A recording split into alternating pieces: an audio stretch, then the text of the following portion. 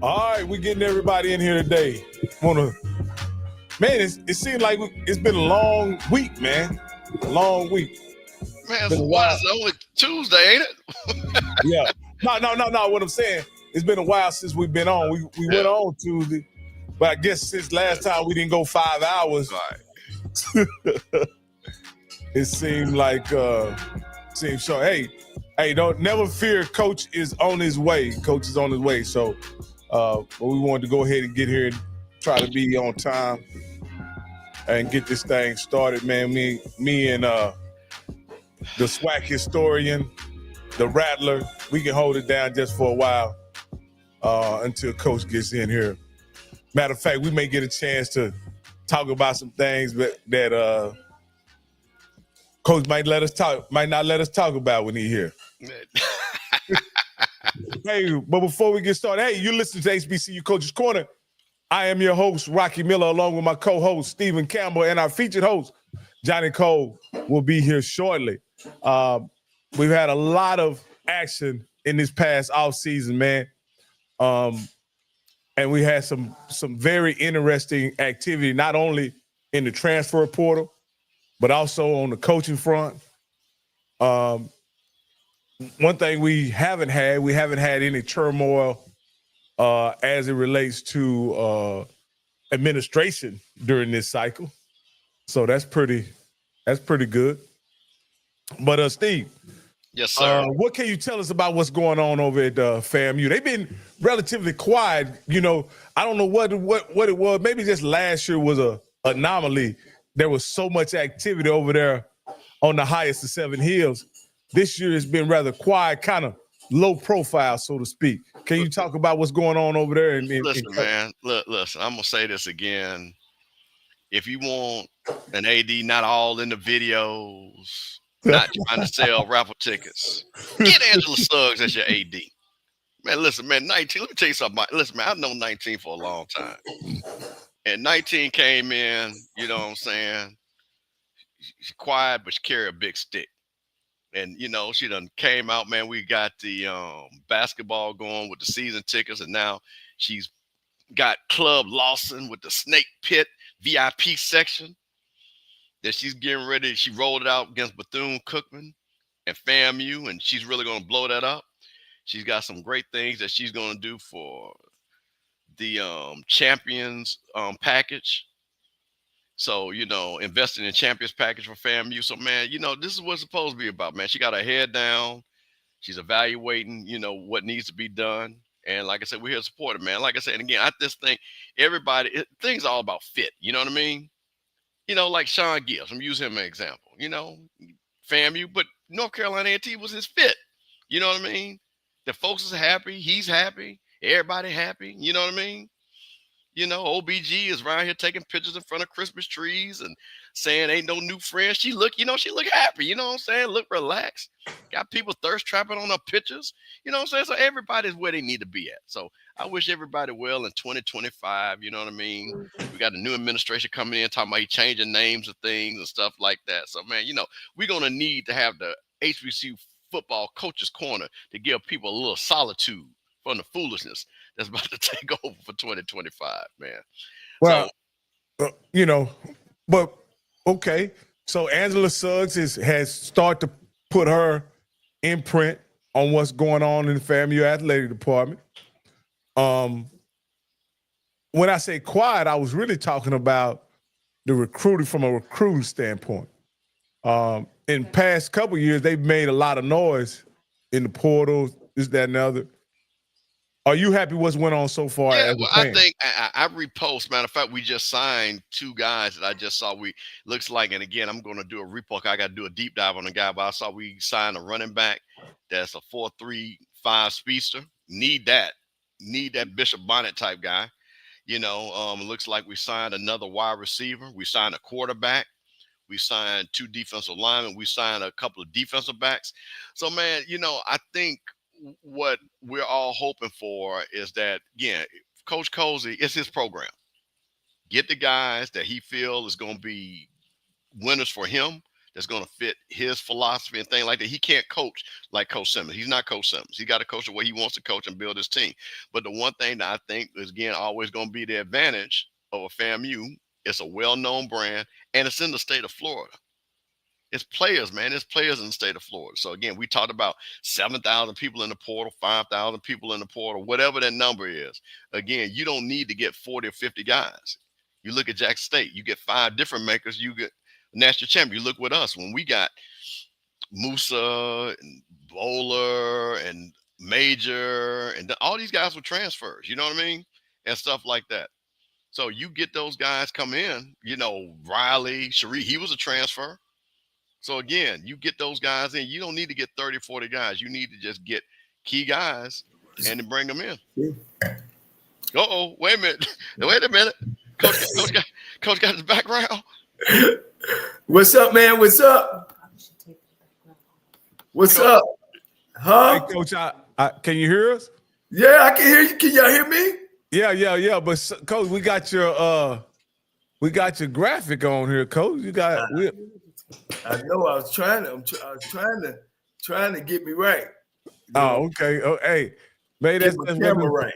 Yeah. Okay, Coach. I don't know what.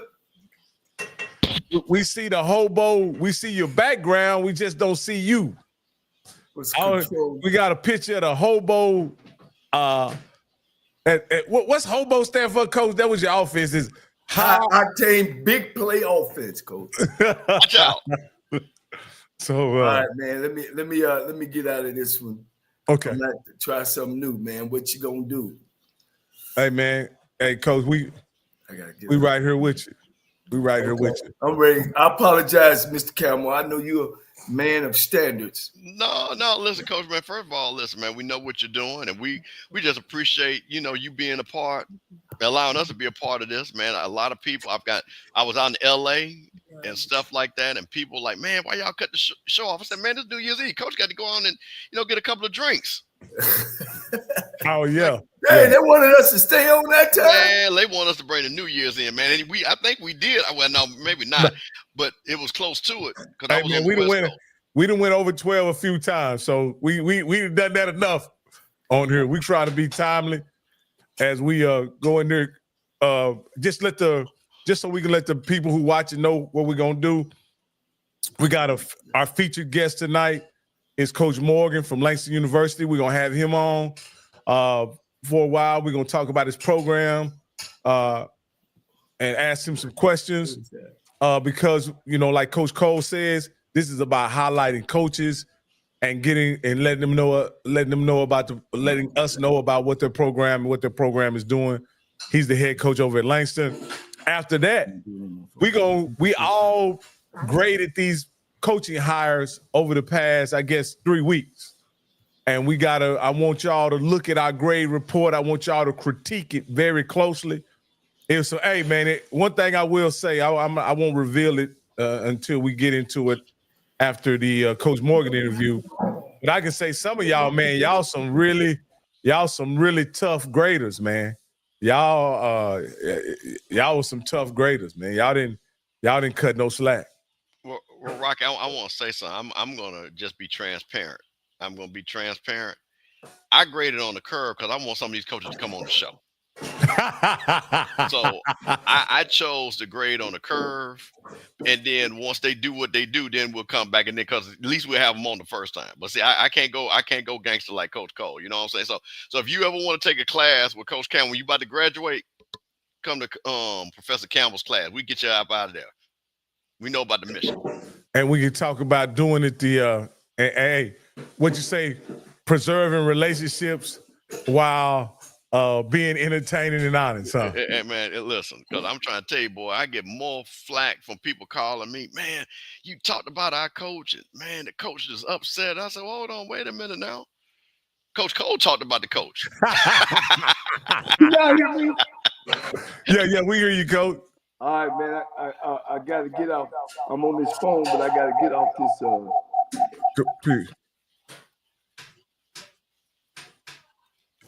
You want me to kick you off one of them, Coach? Yeah, kick me off the first one. All right, got you. Okay, yeah.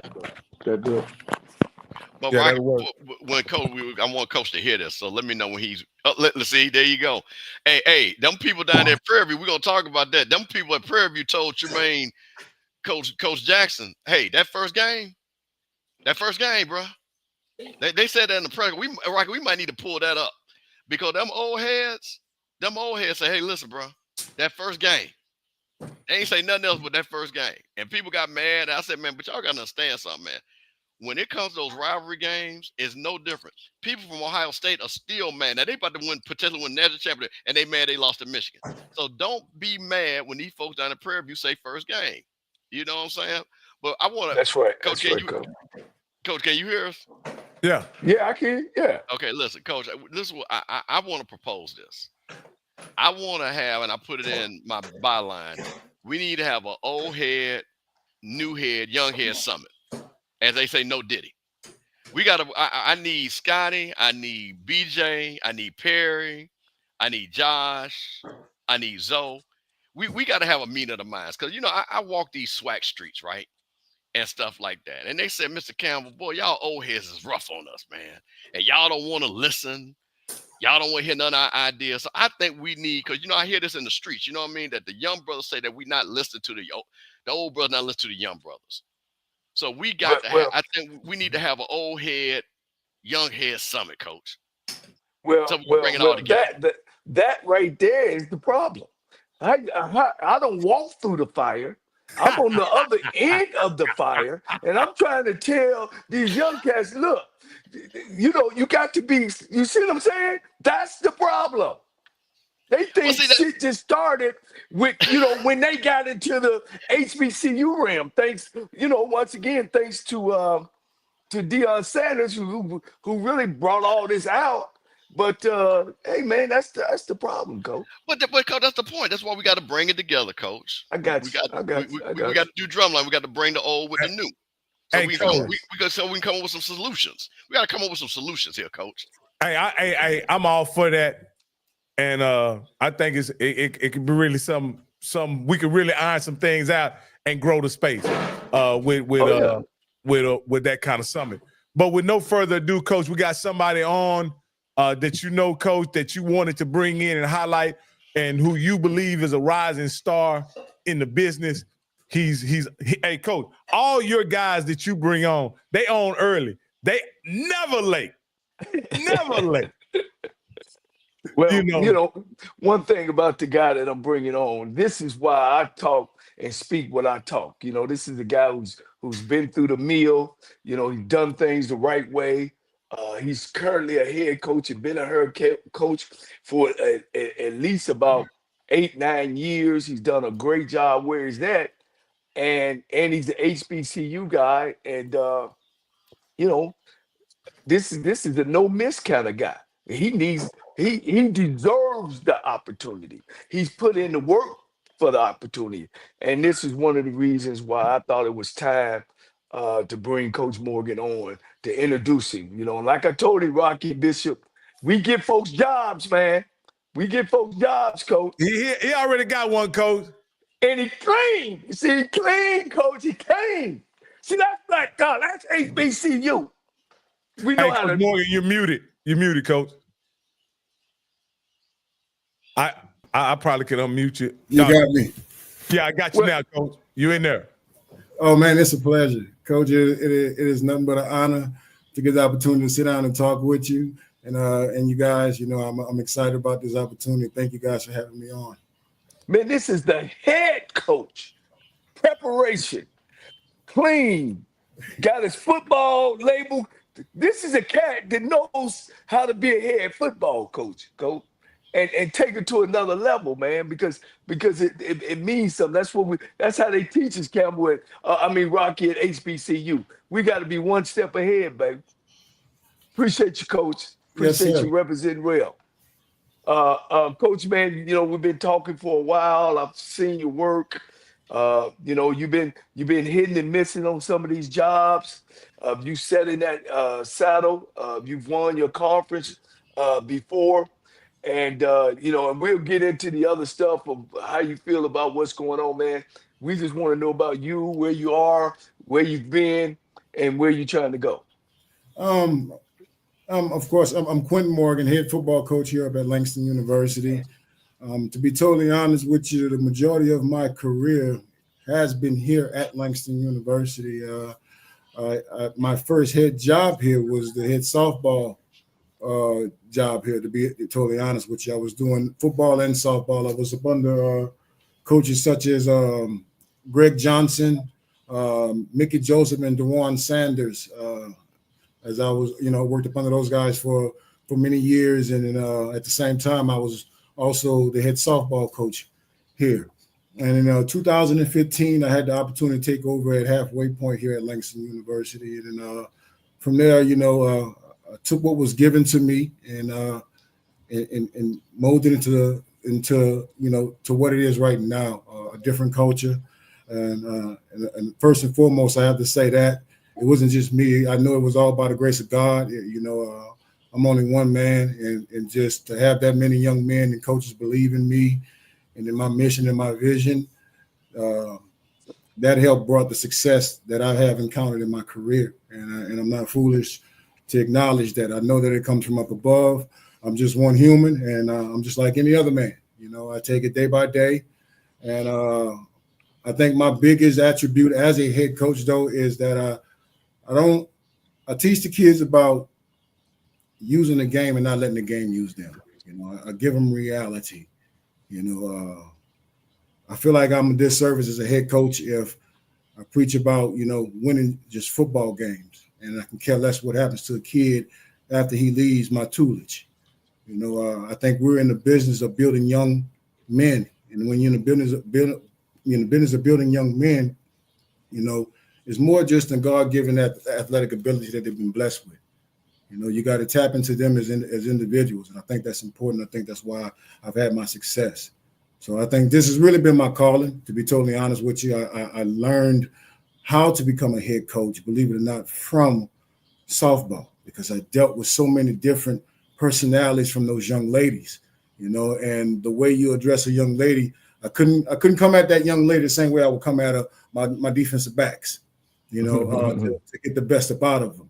And in today's society, that's what we're dealing with these young men. I'm gonna call a spade a spade.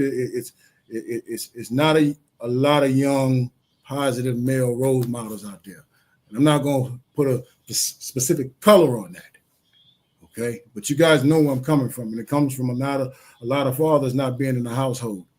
So this is one of the things that I take serious about my job as a head coach, specifically at an HBCU. I think that's why God put me here, to help continue to build and mold these young men that I get the opportunity to encounter that is way beyond the sport.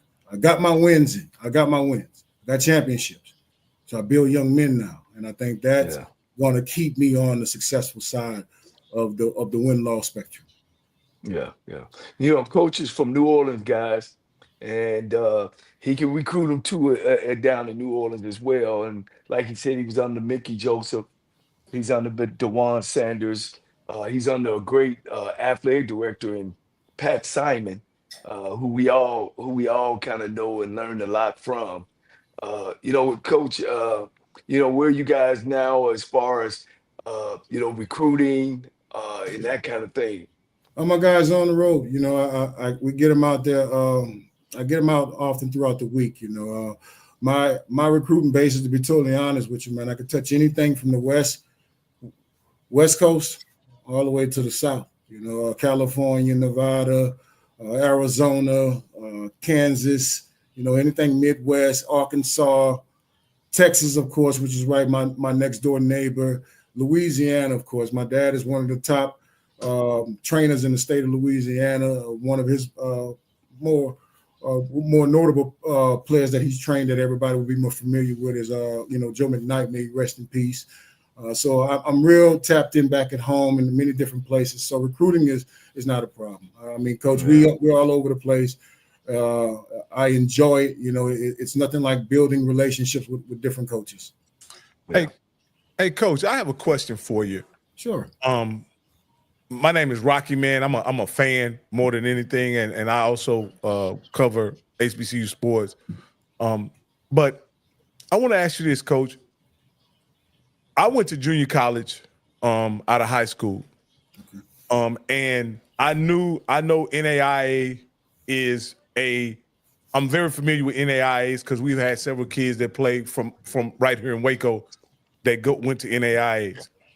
What I'm, as a fan and understanding the landscape, I knew that NAIAs back in the day gave kids an opportunity to get an education and continue to play football in a space where they may have not had opportunities to play at a Power 5 or lower division, whatever. It's really about guys who love football, right? But with the transfer portal and all of the movement, Coach, at the NAIA level, can you bring a guy from like a Power 5 or a lower division of NCAA and find guys who just love football? Because with all of the movement, it's almost seemed like it's a individualistic pursuit of getting what you can while you can get it. I don't know if there are guys out there that just love football. And are there a lot of guys out there like that? I think it depends on the culture you have at the university, to be totally honest with you. I think that's where it starts at. You got to have an environment that continues to attract the kid and continues to retain the kid. I think that's first and foremost, and I don't really have that problem out of the portal. I don't. And I've had Power 5 guys transfer down here to me, to be totally honest with you, when they make mistakes and we get them back on the right path and they finish up with me. The portal has never affected me because I'm a coach that loves to build a foundation of, freshmen, incoming freshmen. And I'm a developer. So I don't just go and just grab what is out there in the portal to facilitate a team. Those are quick fix in my mindset, okay? You got to build a strong foundation. And everybody knows if there's a weak foundation on anything that you build, wind blows it over. So when you portal hop like that and you're using that portal, you're using it just for quick fixes. You're not using it to build a team off of, in my mindset.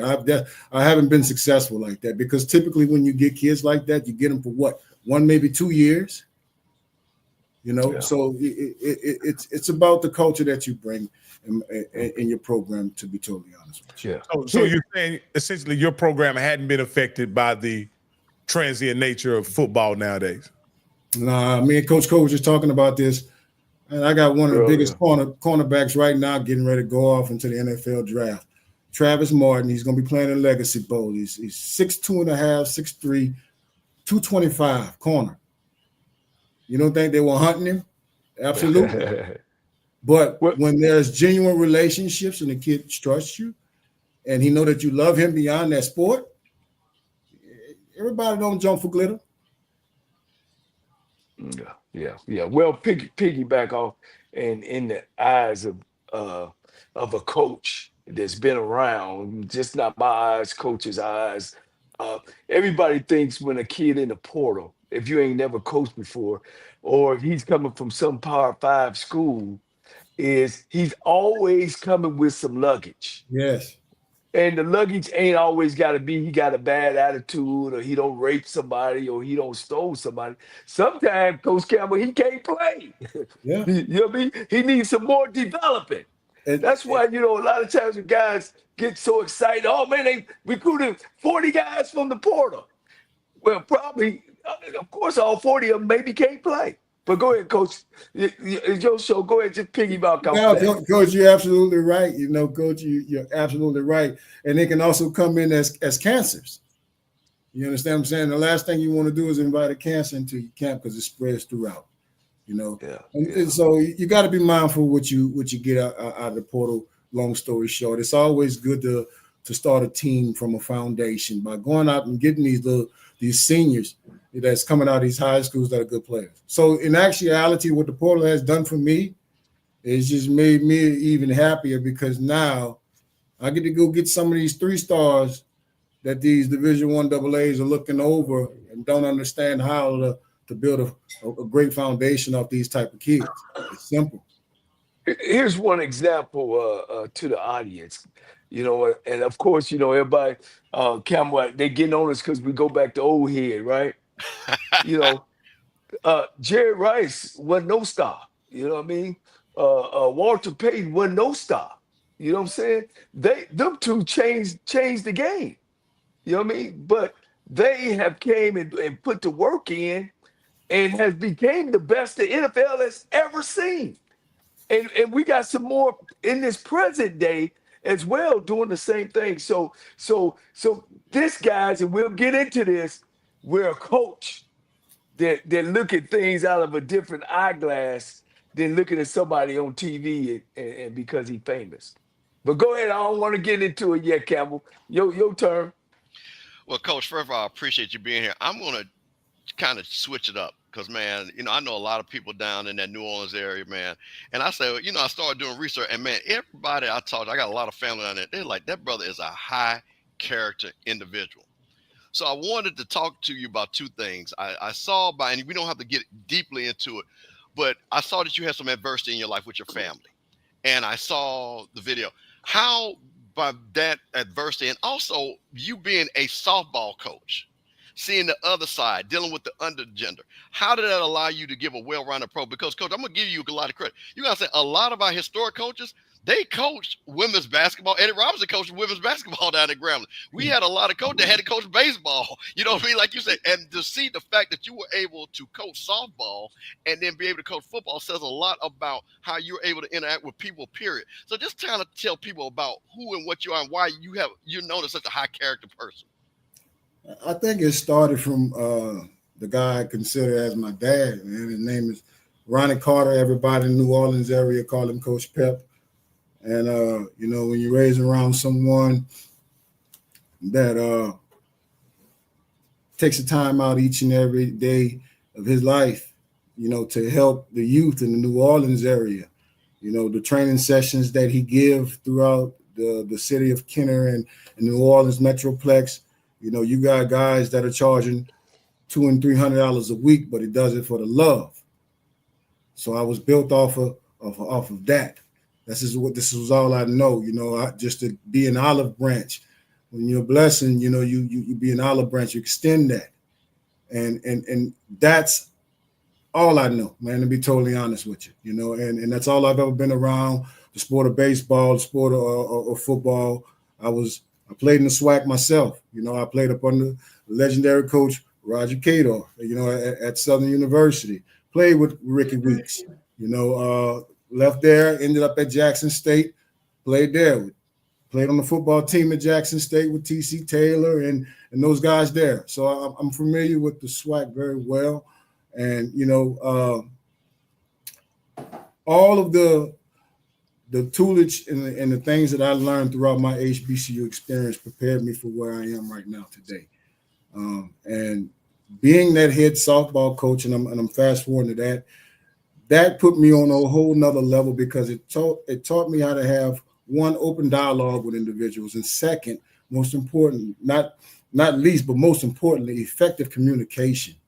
Okay, when you're talking to those young ladies, you got to be able to have effective communication, and it's not about you yelling and cussing and all that type of. No, you can't do that because you put people in the shell in that aspect. So it was one of those situations where I had to learn how to cut it on and cut it off. And when it transitioned back to football, when I got the opportunity to take over football, I used the same tools that I learned from Coach Cador, Coach Salter, and all those great coaches that I got the opportunity to learn from them, Mickey Joseph. And I took what I thought was good, and I made my own recipe with it, and I put it to use, and it's been successful. But a lot of that, as I said, it came from being able to learn how to be a head coach, from being a head softball coach. And I got to give thanks to Coach Patrick Simon. We call him Pops. He gave me that opportunity. He saw something in me. He believed in me. He knew of my baseball background. And I'm one of those types of individuals, man. You give me something, I'm going to take it, and I'm going to make the best out of it. I can make something bitter taste very sweet. Well, Coach, yeah, I'm gonna turn it back up. But I've read about so many coaches, and that's what's fascinating. They said it gives you a different perspective when you're able to coach other sports. Like you said, you coach women's softball. It allowed you to build your communication skills. Which, as you know, Coach, you got a lot of guys on the team. Everybody can't be talked to the same way. And I think, to your point, I think that allowed you to be successful. Because when you look at your track record, you different teams, like I say, the portal. Every guy is a different guy, and just one size doesn't fit all. And I think what happens to a lot of college coaches, they think, hey, I could just be this guy. And Coach, this is a new age. Hey, some guys you got to kick in the ass, some guys you got to hug, Correct. And things like that. And that's not being soft on either way. You know what I mean? That's about being a great coach. So I just wanted to point that out, because that is the finest tradition of being an HBCU coach, being able to coach everything and anytime. It's about being aware of the kid, which is most important. That's what we're here for. It's not just about our wins. That's what people, they mistake the job for. It's not about your wins. Those come when the kids are taken care of. That's how I've been successful. When the kids are taken care of, the wins come. Everybody's heard that. Hey, man, when you know your coach, you run through a brick wall. We've all heard that in sports, And so when the kids are taken care of, it's proof in the pudding. They'll go to war. They will go to war. Well, Coach, I'm glad you came, to introduce you to the HBCU world, man. I mean, of course, we've been knowing each other for a long time, and let's talk about football a little bit, Coach. What's the exit? What's your philosophy? I know you're a defensive guy minded, but and I want you to speak from a head coach. You great to take over a head coaching job. What are the things that you think or you should do first, and then just kind of move through? First and foremost, my philosophy, Coach, is hard work is the company of success. Okay, there's no one without the other. If you cannot put in hard work, don't expect success. Plain and simple. And that's how I work each and every day. I'm going to outwork whoever it is. Plain and simple. That's all I know. I love it. I love to put in the work. I love to grind. And one thing I do not like doing is losing. That's why I got more wins than losses. That's life to me. The object of life is to win more than you lose. And so, I don't lose very often. I got, in my 9 years, I'm sitting there like 60-something wins, 66 wins, 67 wins, 26 losses. Overall, like 71% winning percentage on a career. So my track record proves that, putting in the hard work, success comes with it. Now, I've never had a losing season. I don't know what that feels like. Thank God. And I know it's all God, but, that's what it's all about. It's about putting in the hard work, making sure you provide the resources for your kids to be able to succeed academically and on the field, Coach. Yeah. What have you had any interviews with Division II HBCUs or Division I or just colleges, period? Yeah, I've had one interview with Southern University. That was back in 19, right before COVID hit, around the COVID time, right? It was my first interview. I was coming off, I think, either my 9-1 season or either my undefeated season. I can't really. It was one or the other. But that was the only the interview I've had since then. I'm gonna be totally honest with you, Coach. As he stated before, I went through some stuff in my life personally that I don't think God was ready for me to up and move. My baby boy was diagnosed with cancer at 9 months, around the same time I got interviewed for the Southern job. So you got to realize I took the same weekend I found out that Southern interviewed me was the same weekend I found out that my son had a Williams tumor that occupied 80% of his kidney, and we had to get it removed, because it was cancerous and it spread through his body. So I, and this just me just getting. I took the Southern interview, at the time I was hot, hoping that I can get a fair shake and an opportunity for it, you know, trying to provide a different means of income to help with my child, you know, dealing with his situation. You know, that's how I'm thinking about it at the time. You know, I figured, you know, hey, more money, I can help with my child. So I took on an opportunity to come to go down to Baton Rouge, did the interview. You know, I did fairly well, but it didn't pan out. And there was a reason why God didn't give me that, you know, and I understand why. It's because I needed to be here at that point in time, you know, and to help, you know, him through his process. You know, it's a different ball game when your baby's coming home from chemo treatments, and you know, you tell the difference in him because his temperament changes, and you know, he's angry, and I'm one of those fathers. You know, I'm there. You know, it's important to me. So when he was hurting, I was hurting. They were always on the field with me. You know, right. they're around it. So you know, and I went through a lot, Coach. To be totally honest with you, you know, and so when you see my career, when the wind started declining, it was because I was dealing with life. Right. And it was different things pulling at me that was way more important than the X and O at the time. It was about, you know, life. I'm dealing with my child who's possibly, you know, could have cancer, which runs through my family line real well. You know, it bit real bad, you know, and so it was a shock, a scare factor, but we left it in God's hand, man. And like I said, right now, he's been in remission for like 4 years. He's 5 years old right now. I got this information when he was 9 months.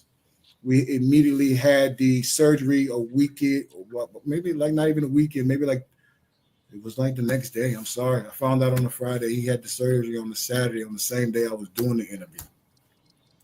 So yeah, and it's been now 5 years. He made his 5th birthday in October, and he's doing well. So yeah, Coach. So I didn't think it was my time for me to, you know, move around when, you know, my child was dealing with it. I didn't understand it not then, but I understand it now, and I appreciate it because it gave me an opportunity to continue to get better as a head coach and continue, you know, to mold myself.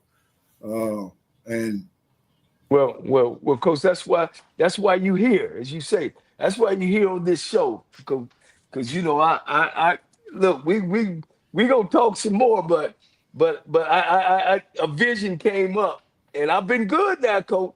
I've been good, Campbell. I've been on point, ain't I? Listen, it's so exciting when you see the next generation. And you see this young brother on his screen, and you hear his testimony. And Coach, let me tell you something. We have a lot of people that watch. Man, what's going to be shocking? You're going to have people all on your social media like, "Hey, Coach, I got a son of mine that want to come play for you." That's right. That's right. That's right. Well, send them on. If they're serious about investing into themselves, man, send them to me. Like I don't turn down no kid that's trying to do something for themselves, man. Like I said, I love developing. That's the profession I chose. And that's what I love to do. Well, we at the top of the hour, so I might as well go and start. All right, Coach. We all been hearing about these moves out there, and you know, I've been fighting tooth and nail with my boy Campbell, and I got that guy down to your left of your damn this screen here, you know, and how you feel about the hires, Coach? You know, and definitely this ain't about who was hired. How you feel about the process? Let me say that. That's what I would say, the process. Put you on the spot, Coach. I guess I can say, you know, me personally, you know, I feel when the right one comes, Coach, God gonna lay it out for you. You know what I'm saying? And that's how I feel, you know. And I feel like regardless of what happened throughout the hires, you know, everyone seeks to, you know, the coach on the next level. And regardless of whatever happened with the Division I AA hires, you know, you still got to continue to strive, you know, to knock down walls, Coach. And I don't want to come off sounding disgruntled. Do I feel like I'm just as qualified as anybody who grabbed the job. Absolutely. I want you to put their win-to-loss ratio up against mine. Plain and simple. And I feel like I can coach on any platform. Don't matter where it is or where it's at. You give me what they got, watch me win. That's how I feel. Yeah. You can give me less than what they got. Watch me win. But speaking of that, Coach, Excellent, Coach. Excellent. You bring up something that I think sometimes coaches it's a great quality to be able to do more with less, Coach. But I think ultimately, as a professional, to continue to do more with less, you're penalized. Correct. For that. Correct. Meaning that this is what I mean by that, Coach. If you in a situation where you do more with less and you're successful, right? Guess what happens, Coach? They expect you to keep doing more with less. Hey, look, you preach to the choir. You don't think listen, I know that. If I told you what I was dealing with and you look at my win-loss ratio, you're gonna be like, man, come on, Coach, how you do? Yeah. And that's God honest truth. Even when I went down to Southern and played against them, Southern, I think Odom's either played for the SWAC championship that year or something, but with my 14 to 15 scholarship, I gave him everything he was looking for. Preach, Coach, preach. I'm just being honest, and that's how I ended up getting the interview for the job. See, people look at where I'm at in the NAIA and they think that in the HBCU world, it's just he's coaching against these PWIs. But see, in reality, that's the most disciplined ball you're gonna see, believe it or not. So you got to know how to coach. You got to know X's and O's, and that's not saying that the coaches that look like me can't coach. That means I got to come double prepared each and every day. It's just like interviewing for a job, and in the PWI. And Coach, you beat you, right? You've beat them. That's how you played most of the year, right? Yeah. That's all I have. Scotty, so my HBCUs, the guys I get to go against is like Texas College, Arkansas Baptist is in school like that. Everything else is private schools that have great investment into their programs. They're sitting on the max program, on the max amount of scholarships, when I'm not. Mm-hmm. So it's nothing for me to take a program that has less and make it look like something. I've done it. Coach, it's funny that I hear, being a HBCU, a guy that covers the HBCUs, we hear these stories. And as a guy that didn't have a lot of exposure to it before Dion became part of it, right? I see great men doing great things. And for whatever reason, the stories get more and more and more amazing as I delve deeper into it. The coaches like yourself that are under-resourced or whatever your challenges are there at Langston, you persevere and you're successful. And you have those same schools on every level, Coach. Coach, I only can imagine what you could do if the playing field was level. But Coach, at some point, should the administrations win the Celebration Bowl? Since you asked, I win the Celebration Bowl.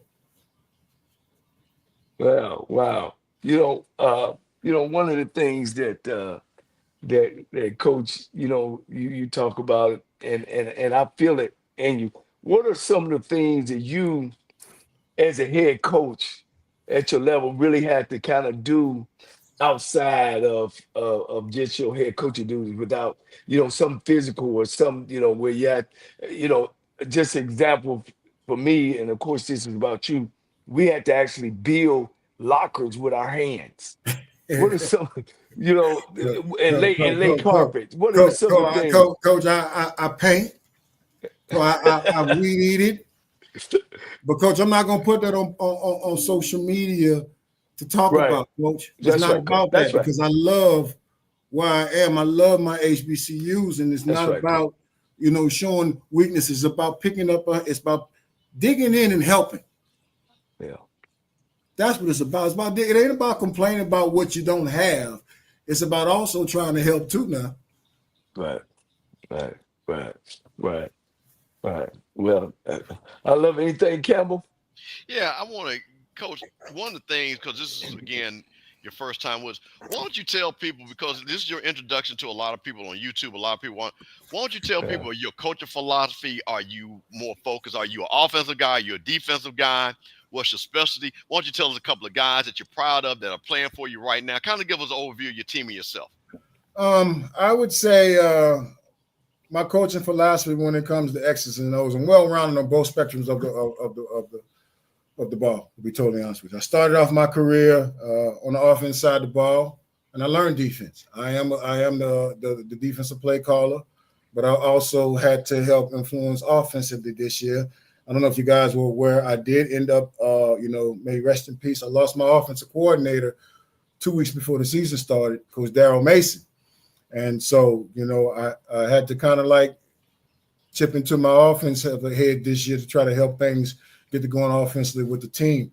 So I'm well rounded on both sides of the ball, to be totally honest with you.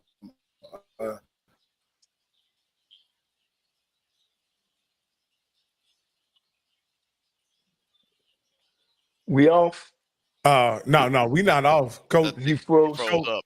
Coach may have froze or got. Oh, they didn't pay the bill over there. No. I'm sure they. I'm sure they paid the bill. I know he plugged in his charger. It looked like maybe he didn't get it all the way plugged in, but you can text him and let him know we still here, and he can come back whenever he power up. I wanted to highlight some of these comments that were made, and yeah. So let me go to that. Well, let me say something, Rocky, while you're doing that. I thought it was interesting, and I talked about it. Me and John Branch, shout out to Bethune-Cookman and Branch. We talked about watching North Dakota State and Montana State and the level of discipline. We did not see the personal fouls and things like that. I like the fact that coach understands how important that is to win a championship. I like the fact because I think just some of the penalties that some of our schools just, again, not aggressive penalties, just things that where you need to use your head, the level of discipline. It's just been disappointing over the last couple of years. And I like the fact that coach said, hey, that's one of my focus, that I coach against these programs that are going to be very disciplined. They're not going to make a lot of mistakes. I've got to make sure my program is just as disciplined. Coach, I was kind of giving you a shout out about something that you said when I was looking at the FCS championship. And I noticed how little mistakes that those schools made. And I like the fact that you highlighted that when you're going up against those schools, that that can determine a win or a loss when you're playing against them. Absolutely. When you got to realize when you're a prestigious HBCU in the PWI league, you got to play a totally different type of football. When I look across the field, I don't see guys that look like me and my team. And rarely referees. So it is a totally different type of game that you have to play. The mental game has to be sharp and you have to be on point, and that's what we have to build in these young men. That's reality, and that's in life. To be totally honest with you, we gotta help start develop, help develop their mental. That mental health. It's an elephant in the room in every program, and it takes special individuals that have the patience to help build young men's mental state. Coach Morgan, as Mr. Campbell's giving you a shout out for you recognizing discipline as a very important part of the game. Coach Cole has talked to me extensively about how discipline is a cornerstone to a successful program. But yet, in a lot of HBCU games, we see them, I'll just use the word, they play loose. I'll just say that. They don't play buttoned up, right? That's why I can take my 14 scholarships and go compete against 53, 54, 60. That's why. because of lack of discipline. So I'll ask you the same thing I asked Coach Cole, and I won't tell Coach Cole the answer Coach Cole gave me. But why are those teams so loose at the highest level of HBCU football? Starts at the top. Is either coached or allowed. Is that right, Coach Cole? Man, that's right, Coach. That's right. That's right. That's the answer. You stole one from a playbook. Hey, just like I stole your shoe, Coach. Oh, you ought to tell them about that. Tell them about that. Yeah. Coach had a pair of hey, listen, Coach had a pair of sharpest shoes. And this is when I was a young grad assistant. I had the opportunity to coach against him. And I seen Coach Cole, man. He was the sharpest thing I had seen. I said, man, Coach is sharp. And I saw his shoes that he had on. I had to go and imitate him. I had to go get me a pair of them Tiger Woods, Coach. Oh, that was crazy when you told me that. We had some saddle bucks, Coach, some golf saddle bucks with some Steve Harvey fall off your hip pant. And I have my sweater, my cutoff sweater, Coach. Yeah. So now, Coach, before you got cut off, you were telling us a little bit about your flight. You said that you were able to coach on both sides of the ball. Why don't you tell us some of your players that really performed for you this year and who you're excited about going into next year? First and foremost, I was very proud of what my quarterback done, Torrance Bardell. I'm just going offensively right now. This is a young man who bounced around the slack a little bit, started off at Jackson State, went to Arkansas Pine Bluff. They tried to transition him into a safety, and I took him. We got him here. We developed him. He threw for over 2,000 yards, close to 3,000 yards this year. Got very close to being the single season yard, breaking the single season record for most yards.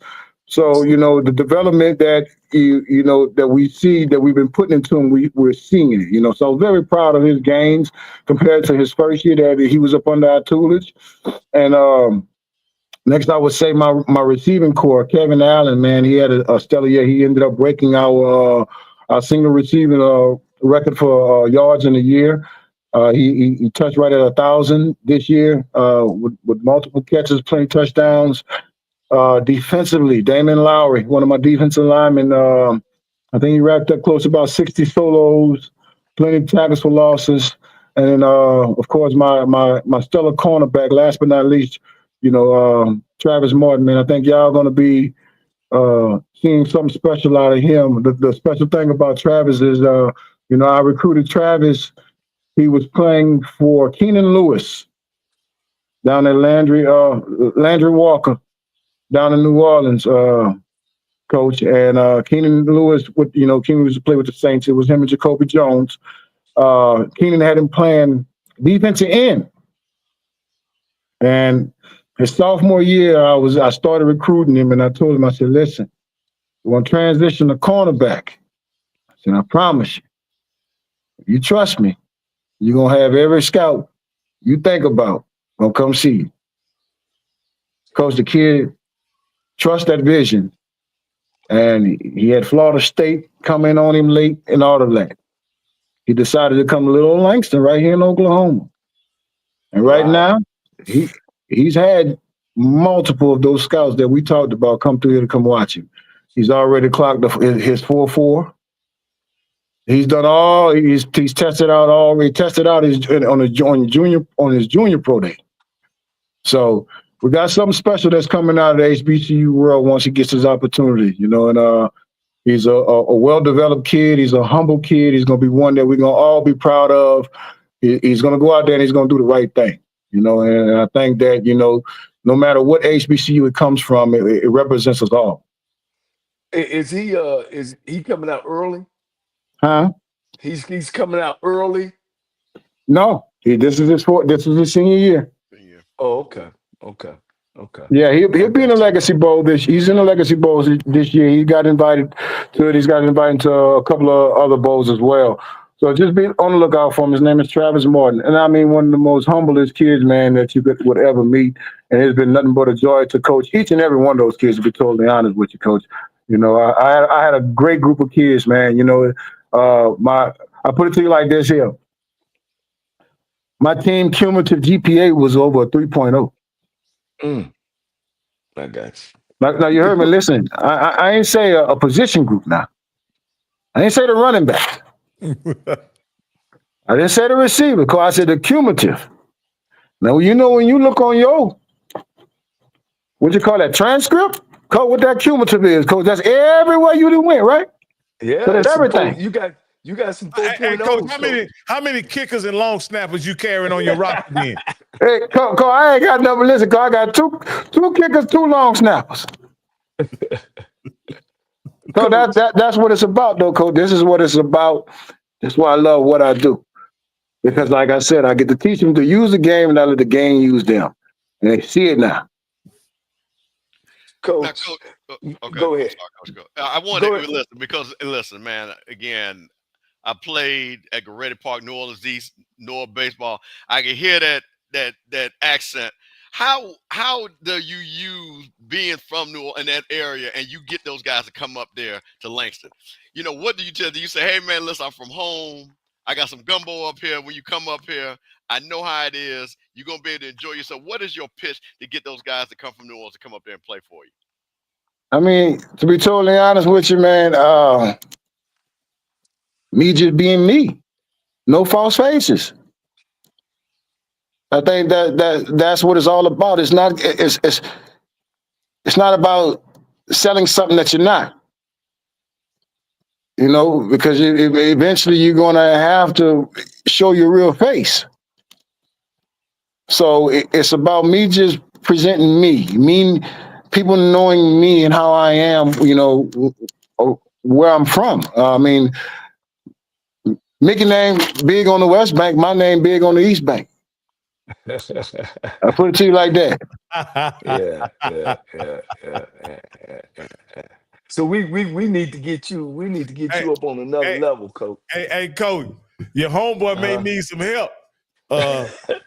We thought he had one this year. Honestly, we thought he had one after watching him defeat Jackson State in September. But after then, Coach, it was all downhill for those Tigers for some reason. And we wish him well. We've had Mickey on the show, big fan of his. And absolutely, man. I learned a lot from Uncle Mick, man. Like I call him Uncle Mick. I've learned a whole lot from him, and he's one of the guys that like I said, he helped me a whole lot. You know, I was with Mick. Like I said, when he was here, when he first got here, he was the offensive line coach, and I was a grad assistant. And then from there, he transitioned to head coach. You know, so I spent a lot of time with Mick. I know him very, very well. He was also my assistant with my softball job. So when I was the head softball coach, Mickey Joseph was my assistant. Okay. So you know, that's like family to me. You know, and I wish him the best. And I know he's a great leader. You know, and he's one of those type of individuals that he can get the shirt off his back if he have it. You know, but he got to, you know, he apparently, you know, he got a clean house, and you got to be mindful of what you have around you. And, you know, and I felt like once, and it's just me being me. I mean, I'm on the outside looking in. I don't know. I haven't really visited with him about what went through on what happened during the season, because, you know, I did notice that he did beat Jackson State convincingly and they won it all. So I think when things like that happen and there's no major injuries, it's internal. You know, it's internal, and you know, and it's sad that it had to happen during, you know, throughout your season, where you got to try to, you know, gut out whatever, you know, is hurting you. But I think that personally, when you watch a team of that talent and that caliber, you know, to decline like that throughout the year, that's internal, and he had to, you know, weed out whatever was holding them back. Yeah.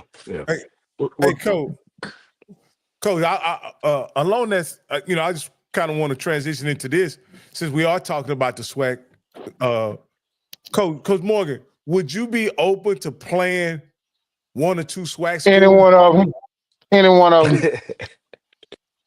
Any one of them. If the money right, we can fight like a boxer say.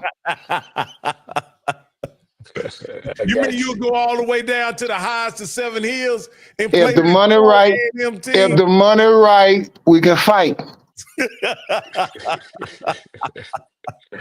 Now, look, Coach, I'm going to say this. Now, you said the Celebration Bowl. There's only been 3 SWAC teams that have won the Celebration Bowl. So I'm going to tell you, go to those other 9 teams to help them out, okay? Because FAMU, Jack State, and Grambling have already won it. So you go to one of them other teams to help them win it. That's what it is. It's not about, listen, I'm not one of them coaches that want to take over a dynasty that's already winning. All right? I'm not one of them. No. I'll take the last one that everyone least expect and then turn that into something. Now, Coach, wait a minute. Hold on. Let me, now, Coach, now listen. Be careful what you ask for because Mississippi Valley's AD might be calling you on line 1 now, Coach. Wait a minute, be careful. I'm just confident in myself. You know, I know what I can do. If I got just as many scholarships as them, I'm not. No. Ball field even. Mississippi. If it would be Mississippi Valley, that's right by. Come on now, that's bordering states. That you realize what I would bring to the SWAC. I'm bringing the Midwest too. Valley. Hey, listen. I'm not just talking about Southwest athletes. I'm talking about the whole Midwest too now. I'm going to be able to touch Southwest, Midwest, and West. Hey, so my recruiting base is going to be a little different than just recruiting in the state of one prominent state. Like, I'm going to be able to bring kids from everywhere. Hey, Coach, you do know if you go to Mississippi Valley, Jerry Rice ain't walking through that door. Willie Totten ain't walking through that door, Coach. That's Valley. You develop. I didn't have that walking through my doors either. Willie Totten was a punter. He came there to punt. Yeah, Coach. It's just like Coach Cole say. That when you take you turn them into a star. That's right. Now they discovered Willie Totten. He used to be on the other end punting, right? And then he used to throw the ball, you know, and act like it's a punt. And that's how they discovered Willie Totten. That's true story. The greats, though. Yeah, the greatest. Hey, he could spin that thing, Coach. Yes, sir. He threw the best fade route I ever seen in my life, Coach. Hey, Coach, they said it looked like he was throwing it and he was handing it to him. People talk about Jerry Rice. Jerry Rice was good, Coach, but Willie Totten was better. He just, you know, I mean, the numbers they put up was unbelievable. But you know, Coach has been there. Coach, man, we coming to the end. We don't want to keep you all night. Boy, you're looking good in that suit. And Coach, guess what, guy? What y'all don't notice, Bishop and Rocky? What y'all notice about Coach? Coach got his school colors on. He got his school colors on. He's confident. He's dressed nice, Coach. Your kind of guy, Coach. Yeah, he got his school colors on, Coach. And it looked like he can go play right now, Coach. I still got a couple of downs in me. And listen, let me tell you something, Rocky and Coach. Now, listen, he's a young brother. See, he ain't no old head. See, that's right. Listen, Coach. We try to tell the young brothers. See how you represent for the young brothers. We keep trying. There's a standard is the standard. No matter what the age is, the standard is the standard. Because when you dress, that means you can go from the streets to the suites and go recruit anybody, any place, anytime. So I just respect the fact that you understand what the mission is because, you know, we had guys, you know, having some of these press conferences, man, look like they were just coming from the barbershop and stuff like that. You know what I mean? Man.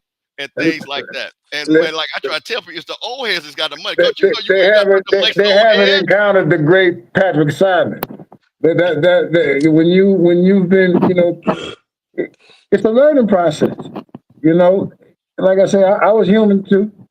You know, it was things I thought was wouldn't really in, and it took someone to teach me. You know, and I got the opportunity to, you know, to see things the right way. Like Coach Cole, for example, the way his sideline decorum was. You got to take the good with the good, leave the bad with the bad. Pops, that was one of the things that Pops when I say Pops, I'm referring to Patrick Simon. He stayed on us about, every day is an interview, man. Especially with people that look like us. Every day's an interview. That's what I'm talking about, Coach. That's what we learn in the HBCU, Coach. We don't feel like we there yet. And what's happening is we bringing some folks in there, man, that don't represent us in the right way. You know what I mean? I can say that. They don't represent us in the right way. That ain't what was passed on. I know they trying to forget the past, but you can't forget the past because you think the future is just where you started, and that ain't where you started at. And it definitely ain't how you got there. So that's my thing, Coach. Man, it's been a pleasure of you coming on, and man, you like we talked with Sean Gibbs, Coach. I don't know if you ever seen that interview. We kind of presented him to HBCUs, and he had been on a couple championship teams. Here you are, been a head coach for 8 years at Langston. You've beaten all the PWIs in your conference. You've won your conference, and you sitting over there, and nobody really knows. And I think tonight, and Coach Campbell, he'll make sure this happen. That we're introducing you to another space in the HBCU realm.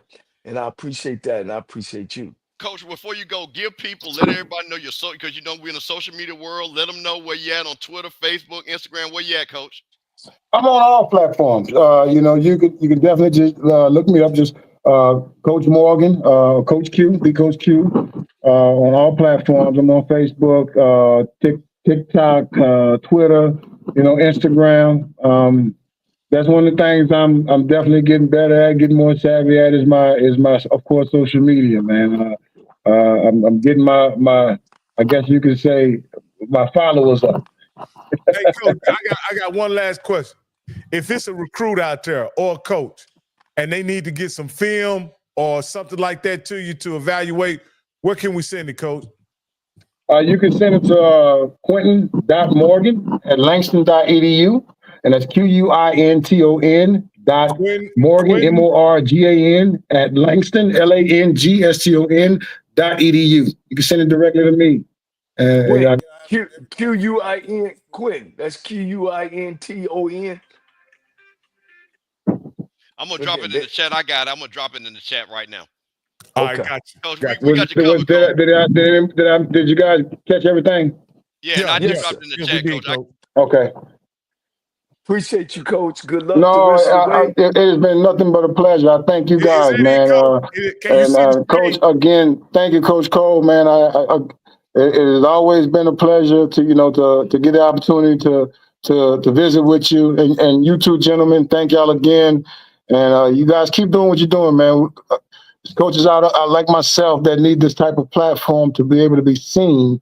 When we're unseen, when people have blinders on. Absolutely, Coach. Because there's one thing the HBCU dudes need right now, Coach, is quality coaches, no doubt. I got a prediction, but I'm gonna wait till next fall, and we'll bring you back on like we do all the other coaches, and you talk about you going in the season. But I got a prediction, guys. I got a prediction where he's gonna go the next time. All right, Coach. Yeah, Coach. Keep working. Coach be quick to fire somebody, Coach. So you better watch.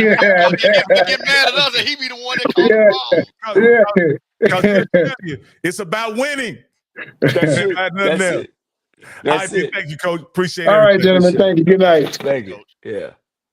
Oh man, that was awesome, guys. Man, that was awesome. Good young brother. See, you make sure you tell him, Cam. I'm finding them all high and low, Coach. Listen, I understand stuff got to move on, but see, we don't left this kid, I shouldn't say kid. We don't left this coach 8 years as a head coach in HBCU, 8 successful years, Coach. Well, Coach, that's the reason. And he's beat the white boys. Coach, that's the reason why. Because that's why we got to have the old head, new head summit. Because see, we got to let the new heads know who the new head. They don't even know who their new heads are. See, that's the problem, Coach.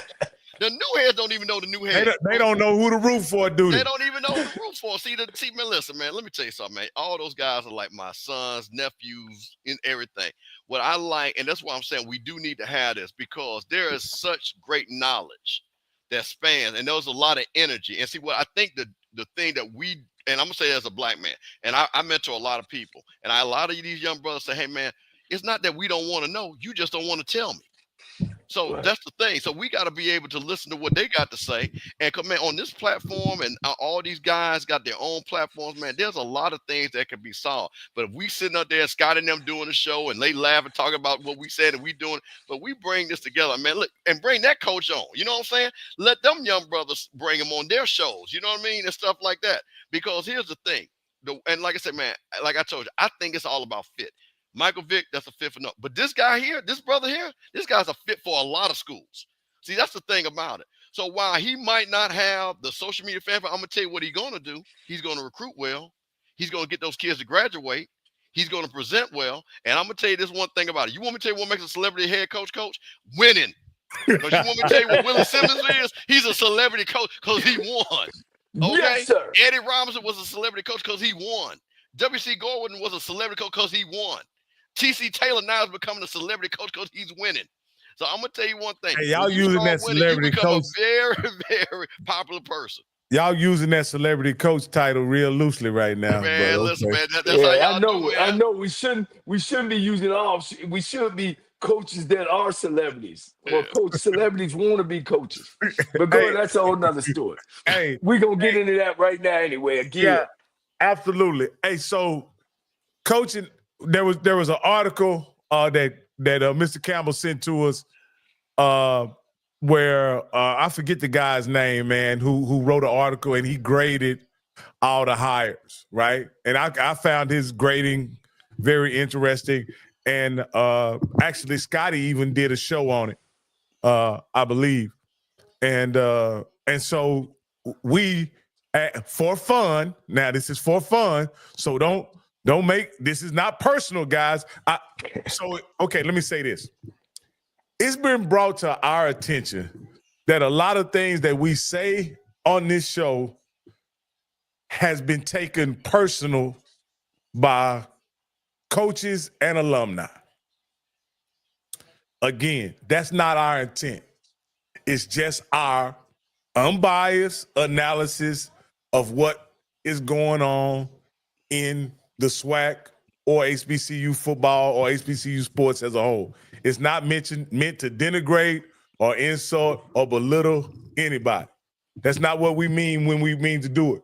But we have to give an honest evaluation of what we think about what's going on in the SWAC. And there was a statement made about someone winning the best of the worst.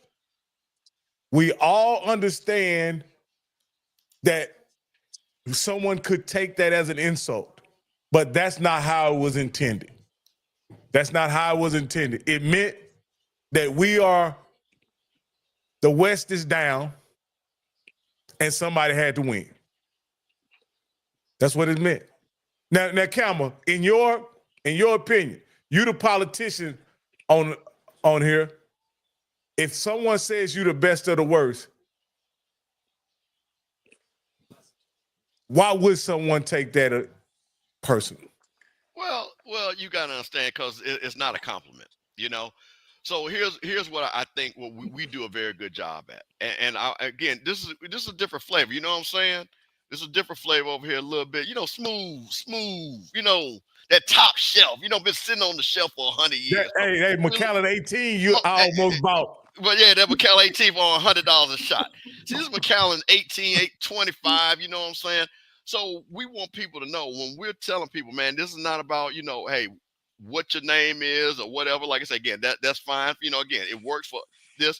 But what we're trying to do, man, first of all, we're trying to highlight the coach. But we have people that want to hear. We have an actual SWAC championship coach that has coached. So he's going to give a coaching perspective. Rocky, you have been around football. You know football. I have been around it. I know football from a perspective that I'm going to say is what it is, just being around it. So what we try to do is say, hey, if we see a guy and we give them a rating, it ain't got nothing to do. Because first of all, let's be honest. We want all these guys to be successful. Because I'm going to say this again. As somebody, and this is just a quick story. I had a friend of mine, we were talking about our particular schedule. And she was talking about, we better not lose a conference game. I love the fact that FAMU people talking about not losing a conference game. Bro, I love that. That means every game matters now. So you know what? I want every game to be a big game. Hey, Valley, I want Valley to be a tough game. I want Jackson State to be a tough, because when they're a tough game, that means it's a better product. It's a better product. So yeah, let's get it, man. We can hear you, Coach. We can hear you. Can you hear us, Coach? You got to wait for his ear. He got his earpieces in, look like. But no, I want. Yeah. So what we're gonna do? But I'm gonna tell you this though, Rocky. I think, and this goes to, I'm gonna say this to all the SWAC coaches. Hey man, I'm gonna listen. I watched, and me and Branch talked about this. I watched North Dakota State. I watched South Dakota State. I watched Montana State. I want all of my black coaches to have their teams to execute like those teams. Point blank, period. And don't tell me that you can't do it, because we've had these coaches on. These coaches were academic All-American. These men are smart. Sam Shady is a smart guy. Okay? Cozy is a smart guy. TC Taylor is a smart guy. So I want them to hold their players accountable just like these other schools, because that's the only way we're going to be able to beat them. Because we see what happens is a lot of times we're in the game, and then guess what? We get a penalty, we beat ourselves. Because I'm just going to tell you something. Some of that talent is not that far away from us, just to be honest with you. So I want to see the coaches step up. And again, Eddie Robinson broke the record beating a Power 5 school, Rocky. Okay? So it's not like we didn't have coaches. Jake Gaither beat those guys. Rudy Hubbard beat those guys. So this is what we're talking about. Jackson State should have beat USM with Brett Favre. Should have been. It got cheated, basically. Should have beat him. Yeah. And the thing is, okay, so Coach, one of the things I think is hurts turnover, Coach, is it's hard to instill discipline without continuity. You know what I mean? When you continue to change coaches, you have, because every coach is going to instill his own discipline, his own culture, so to speak. And when you change coaches as frequently as some of these schools are changing coaches, how can you install any discipline? Let me, Rocky, let me throw something at you. And I literally had this conversation. This is where the Montanas and the North Dakotas have an advantage, right? When we have great players, we're in a footprint where there's a lot of schools that want those guys. So when we have a great player, there are schools right next door to us, or maybe even like Southern in the same city, or let's like, hey, you come over here. Look at the kid from UAPB. That kid, Bryce Lance, he's not going to leave North Dakota State. Does he have the same talent as the kid from UAPB? Probably. But those kids are so isolated, and they don't have people knocking on the door. You don't. They're consistent. The quarterback from North Dakota State, the quarterback from South Dakota State, Montana. Those guys could have left. That kid from North Dakota State said he had offers. But our guys leave. So we have to fight that. So that's why they're able to build these programs, because their guys just don't leave. Hey, let's do a quick sound check, Coach Cole. I'm in. Okay, cool. Yeah, I'm cool. hearing you. Nah, okay, so I wanted to bring this up. So what we did is we graded all the coaching hires at the Division I level that have been made so far. We know we have one that's vacant, right? Valley's the only one that's vacant, and they haven't picked a coach yet, correct? Yeah, Division I, AA. Okay, all the others have been, and I'm not sure about the others, but we wanted to grade the ones that have been made so far at the Division I AA level. And these are grades. Everybody check their grade and make sure I sent it to y'all. If y'all grade wasn't accurate, don't blame it on me. It's your own fault, because I sent it to you beforehand. So these are the grades that we gave hires. We didn't have a specific criteria in which we worked off of, but I know for me, it was fit, it was being able to excite the fan base, being able to recruit, and having some familiarity with what's going on at that school. And so, for me, that's why some of them, in my opinion, I took off points because, there wasn't some familiarity, but there was so much excitement and such a good fit, you know, for some of those jobs. And also, I guess in some cases we have to consider experience as well. What are some things you considered, Mr. Kalman? Then we'll go to Coach Cole. Well, I looked at impact. I looked at previous coaching. I looked at excitement. And I also looked at fit, because I think that's really important. Fit for a lot of these guys. And to me, 4 out of the 5 guys, the fit made sense. Deshaun Jackson, I'll say the one that, again, I know Pittsburgh and Philly and all that and stuff like that. But again, it's still Delaware State. I just don't know the fit yet. But Michael Vick fit, Gibbs fit, Sam Shea fit, Tremaine Jackson fit. So that's really what I think that's important, because I think you really got to understand the lay of the land of where you're going to be at. We'll go over the grades individually, but what was your criteria that you looked at when you were grading, Coach? Well, I looked at the overall picture, the careers, where you've been, what you've done there, and where you're coming from. I looked at fit as well. I looked at what have you done lately? Where have you been? How many schools you've been at? What you've done there? How long you've sat in either a head coaching spot or a coordinator spot? And the success that you've had there. So I looked at the overall because you got to project a head coach. And what I mean by that, you got to project him, or you should project him as this guy can take our program because he's done this, and this. And he has all the tools that can take our program to another level. Not that I'm guessing, not that he don't have anything to show me that this is why I've done this.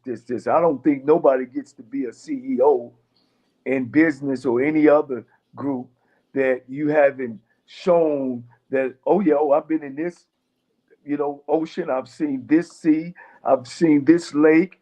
I've been in this pond, so that's how I graded all the choices. All right, Coach, we're gonna start on the far. I guess if you're looking at the screen, we're gonna start on the far right and then work our way back. Because I think that's easier for us. So first one we looked at was Tremaine Jackson of Prairie View. Coach, you gave A+. I gave an A. And Steve, you also gave an A. I think it's clear for me. To me, Tremaine Jackson was gonna get an A because he's a championship coach. He gonna get an A every time for me. He's a championship coach at the college level, so therefore he's gonna get an A for me. What were some of the things that sealed the deal for you, Mr. Kalman, and then Coach Cole? You can comment as well. Hey man, he's played at HBCU. He's coached at HBCUs. He's a championship level coach. He's a Q. I put it out because, Lord, they said that 50 million times at the press conference that he's a Q. And the fact that I like that he understands what the mission is, and that he didn't say, you know what, we want to be SWAC good. He said, we want to be national championship good.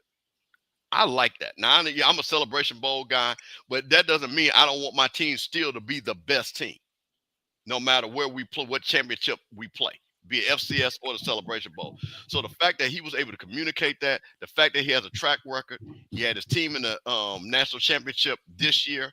He understands that area in Texas. He knows what the recruiting, what he's up against in the recruiting, but he also knows, and I'm going to keep saying this to my Prairie View people, that school, and people are going to say, Prairie View probably got the most money in the SWAC as far as endowment and what that school brings to the table. And I mean, it's some beautiful women down there. That school should be a powerhouse. Now, I understand Rocky has talked about the perception, but I think Coach Jackson, if he can change the perception of that mid-level player in Texas, which is higher than most level states, hey, man, that could be a championship squad. Definitely.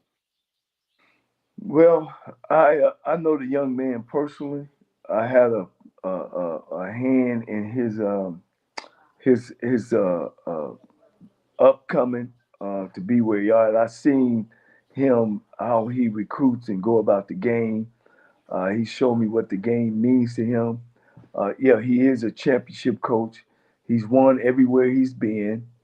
He's an excellent, excellent choice. I would have gave him an H for honors or Prairie View, because he is a Houston kid. He's been around. I can't say enough of him. He's a super recruiter. He understands the game, and he has the ingredient that it takes to win at a HBCU. I look for big, big things out of him if he don't get out of there. And that's why I gave him an A+. All right. Hey, I think we agree. Okay, Sam Shade. For me, again, championship level coach at the HBCU level and at the high school level, state champion as a high school coach within the last 5 years. Apparently, he has a relationship with all the high school coaches in Alabama, can recruit Alabama. I have no question about Sam Shade with this hire. My only question is, Alabama A&M, are they ready to be a top-notch program? And I have no doubt that Sam Shade can get them there. It's just, are they committed to becoming one? What do you think, Cam? I am a big Sam Shea fan, and I'm going to say this directly to Scotty because I'm going to say that. The reason why I got to know Scotty, because he is extremely talented, a speaker. He's able to articulate. But with that being said, that doesn't mean that that's the only thing he does well. I'm going to say this about Sam Shea. While he is not Scotty on the microphone, okay, because Scotty gave him a lot of Mr. Campbell, he didn't give the energy. That man could coach football. And I'm just going to tell you guys, you go watch a lot of these championship coaches. They are not Deion Sanders. And Deion does all that nice talking, and that ticker ain't never won not one championship. So I like guys that understand Sam Shea is a championship player, first of all. His DNA is championships.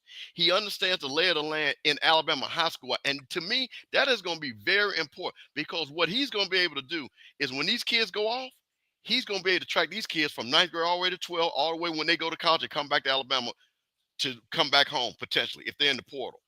So just the knowledge. And last but not least, I like that he is a steady guy. He's not too high, not too low. And I think when you're building a program, I think sometimes because what people want is the pizzazz, but when you're trying to build, Alabama A&M is not a powerhouse program. They're not a blue blood. They need a foundation started. And foundation starts with slow and steady wins the race. So I think he's going to recruit, because I'm already seeing him getting players that's going to be transferring over. But I think that guy right there fits knowledge. And again, he ain't Martin Luther King, but he's Sam Shea. And I think that's going to do well for him in Alabama. Well, let's start off with the fit. He's probably the most perfect fit of all 5 of these gentlemen at Alabama A&M. Being on the national championship team, born in Alabama, won a state championship in Alabama State, won the SIAC championship game right there in Alabama. He's got the Alabama mentality. He's a super guy. He's in slow motion because he's about discipline.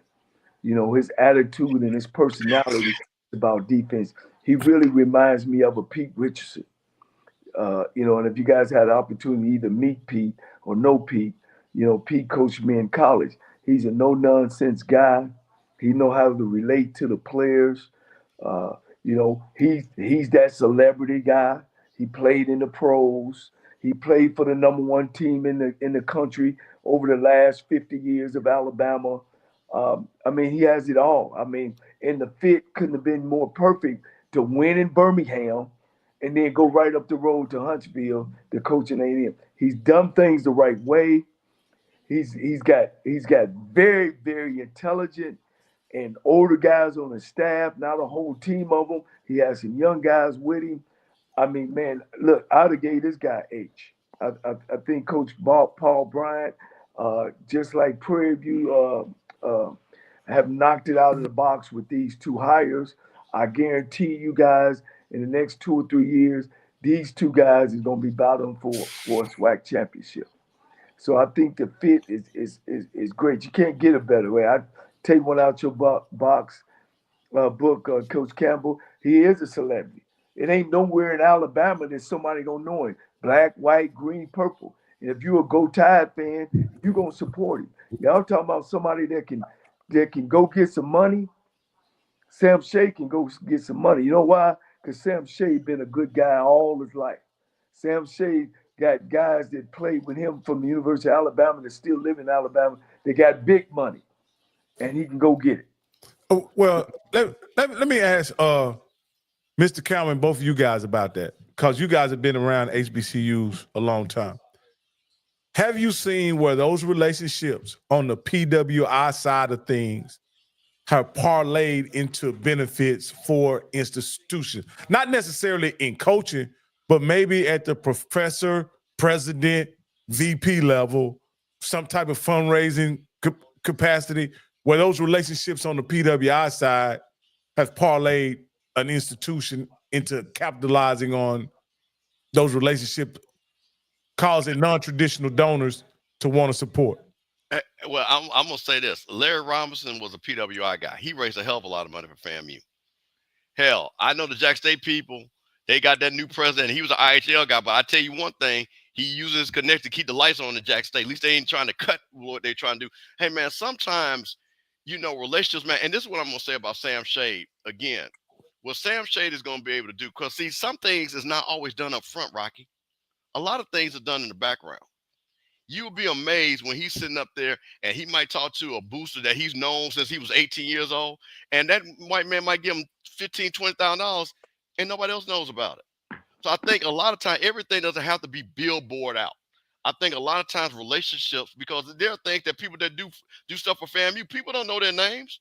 And I mean, and at that 220 club, people give thousands of dollars and you don't know who they are, but they know the coach.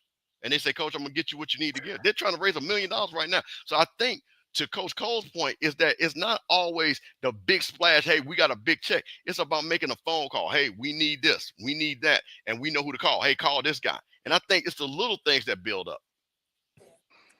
Well, guys, you guys gotta.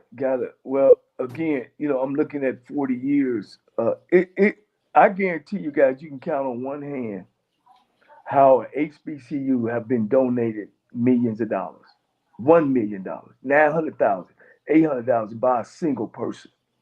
I don't think it's the head coach's job to be the fundraiser. I think his job is to make sure that he shows up at the fundraisers. He reaches out to the people, and his job is to win football games. I don't believe a head coaching job should be able to raise money. That's what you have people in place for. His job is to make sure that he shows up at those places, speak well, goes out and shake hands. All right. Secondly, there are some guys, Rocky, as you say, will donate money to the program. Again, I got to speak from my experience. My brother went to University of Nebraska. He had a close friend. His father, them owned this insurance company called Woodman of the World. And they would donate $30,000. They told, we're going to donate $30,000 a year to Tennessee State as long as you're the head coach. When I became a head coach, I had a couple of people donate me $5, 10, 20 here, or $10,000 a year. You know what I mean? You have that. But ain't nobody really throwing no, I don't know what number you were talking about as far as dollar signs. Ain't nobody throwing that. No, I was just saying, has anybody been able to parlay those PWI relationships into contributions of some sort? Yeah. Me and you have talked, Coach Cole, and you said at every one of your stops, you had a money man. Not meaning that you had a guy that was supporting just because of you. He wasn't supporting the university. He was supporting just because of you. Oh no, ain't no question, and that's really how some of the things are done. When you come into some of these programs, they got money men. You know what I'm saying? They got guys that been donating stuff to the program even before you've gotten there, and you got to make sure that you know who those guys are, and you got to treat them right. You know, I know you know, at some places when they bring a new coach in, and especially if he ain't an HBCU coach, and I've seen this, guys, and I'm not saying this, I've seen him. Oh man, he don't know what he talking about. Oh man, you know, and mistreat him, and he cuts him. And here's what I see. Here's what I've seen, and you guys can attest to this. There's very few people like Campbell that no matter what, who they bring in, man, I'm donating to Florida A&M. That's who I'm gonna need. I always tell you, people give money to people they know. They don't give money to buildings. Black folk don't give money to buildings. Black folk give money to who I know or have I touched him. And that's how it's always been. So here's what happens. And you can look at the schools. When schools have turnover, they lose that set of alumni. Oh man, I'm mad they got rid of my guy. I'm getting. I'm not. Again, look at Texas Southern. When Ashbury was there, he had a following. Then they knocked Ashbury out. Mike Haywood had a following, a few followers, and he had no connections with HBCU or Black. Then we hired McKinney. Then they were mad because you hired him. Then they had McKinney. McKinney had a following. Then when McKinney gone, then now here come Chris Dishman. And what Chris Dishman said this year, man, where y'all at? Man, y'all to come to the games. That ain't how we are as Black folks, man. We gonna follow you. The first and foremost is you gotta win. You gotta win, and you gotta get out and touch those people.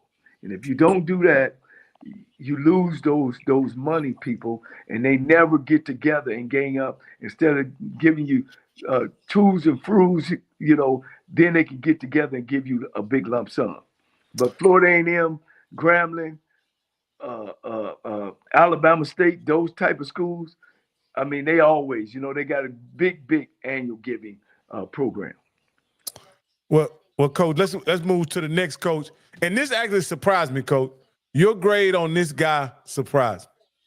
This is Sean Gibbs for North Carolina A&T.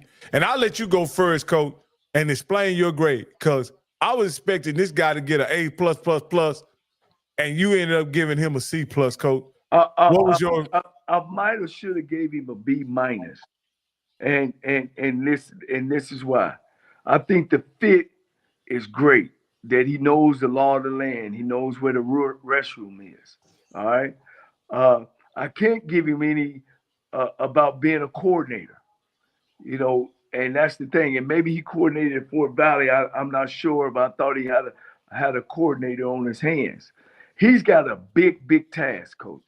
Big task. He's gonna be playing against PWIs. All right. North Carolina A&T, we've already talked about the financial part.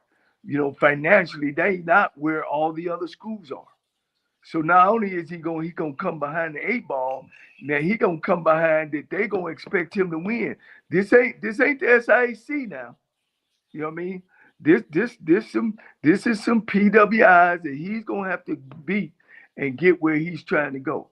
This is none towards him. Again, it's about the body of work. You know, his first head job was at Fort Valley. You know what I mean?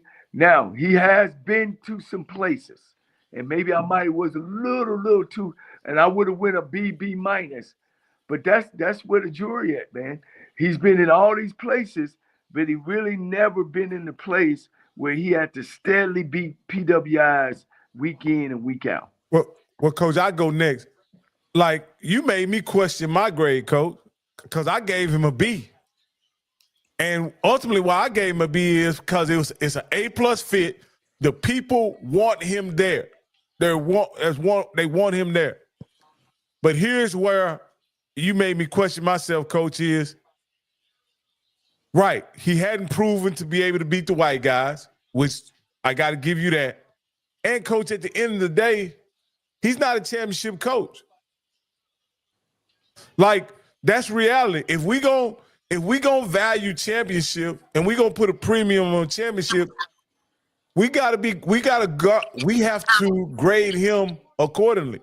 And he's not a championship coach.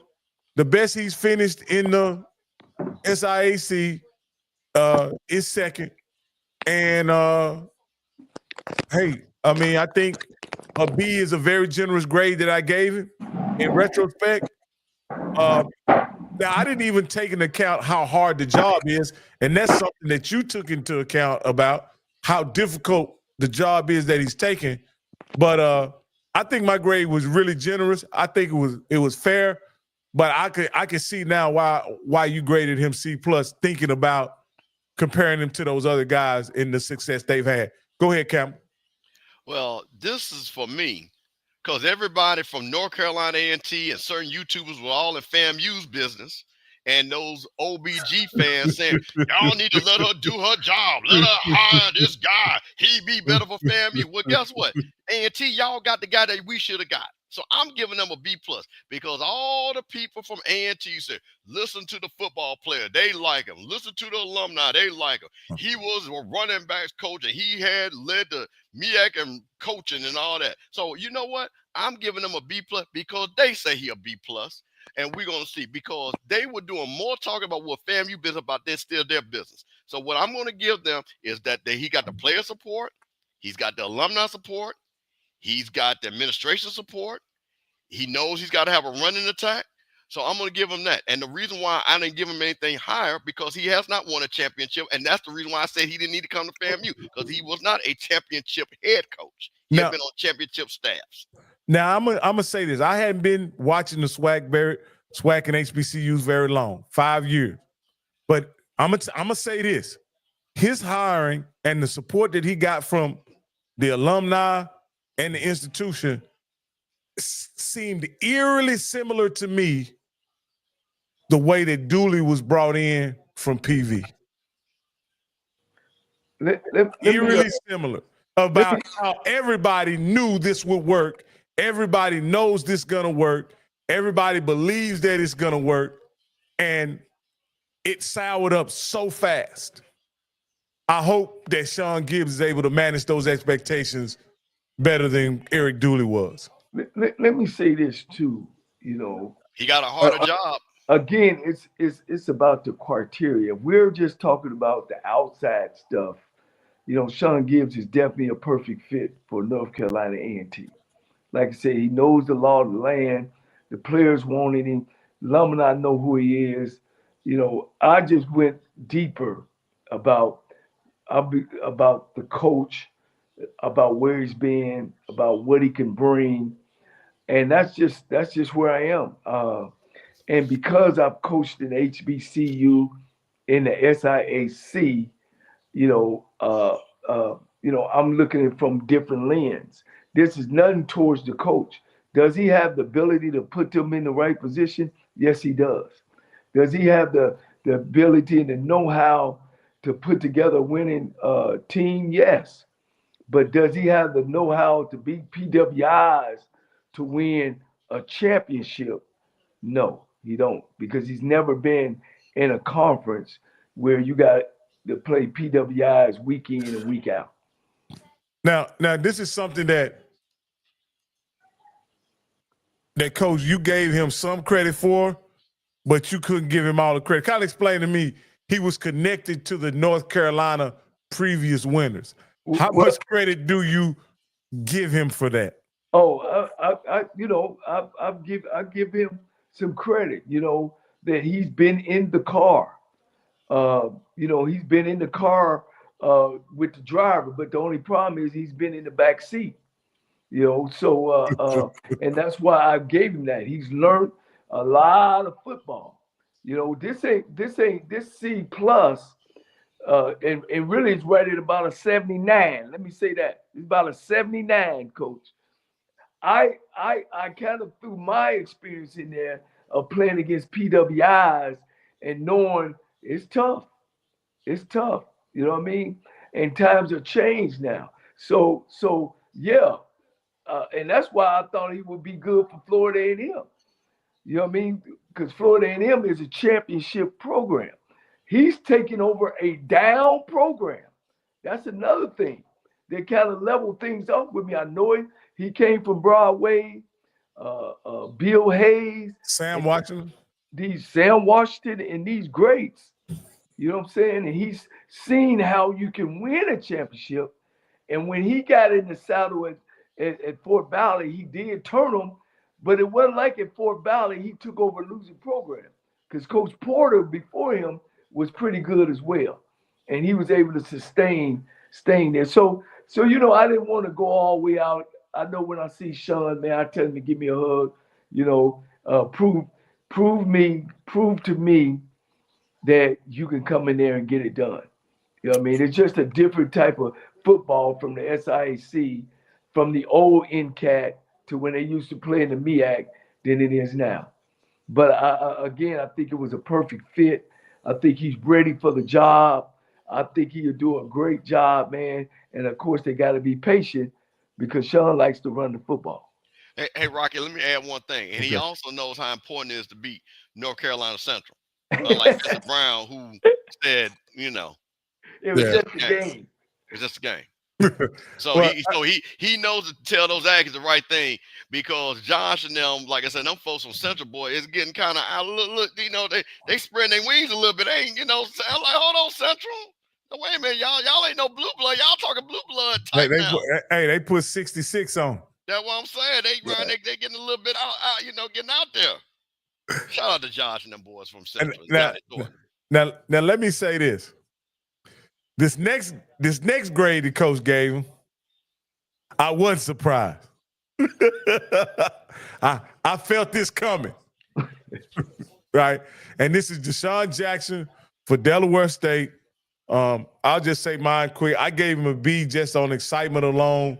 I realized he doesn't have any coaching experience. I realized that he made, and Coach brought this out and made, and it resonated with me. Coach, in a conversation, Coach said, it sounds like there may be some maturity issues with him as well as inexperience. And I get what Coach is saying. I couldn't quite articulate it the way the coach articulated, and I thought that was a great assessment. Like there may be some immaturity along with inexperience, and that could be a recipe for disaster. But again, based on excitement alone, how he's already on the floor running, recruiting already, I gave him a B. Campbell, you give him your rationale, and then Coach. Listen, man, I'm gonna tell you something. When we first shot this, and we talked about this, I was going to give him a D. But let me tell you something. I was out in LA for a week, and I'm talking about folks that know the lay of the land out in LA. The barbers, you know, the barbers know everybody. And my barber cuts in that Crenshaw area where D-Jack grew up. And let me tell you something, man. That guy, because he left Crenshaw and went out to Long Beach Park. When I say, and my barber told me out there in LA that he knows everybody out there and that those coaches are rallying around him to help him find players and things like that, I was pretty impressed. And I'm telling you, for somebody that has been out in LA for 30 years, my guy. So, and everybody knows I was out in LA. And I really asked a lot of questions about that and the energy that he's bringing, that the kids are saying, hey, you know what? We want to get out of LA. And I'm going to tell you something, Coach. You got to understand something. He got some affiliations, so you better watch yourself now because he might have some people roll up on you now. He got some affiliations. So you got to be careful with D-Jack. But on a serious note, I think the fact that you already seeing some of the names of players, again, and we know these are not star players, but just the fact, hell, Delaware wasn't getting them last year. So just the fact that he's getting some type of energy, and from what I'm hearing out in California, that there are a lot of guys that on a local high school level that are talking about sending players his way that fit, you know, Delaware State, of course, you know what I mean? That is a fit. So man, I had to go on and give him a B-, man. Once I got the lay of the land out there in LA.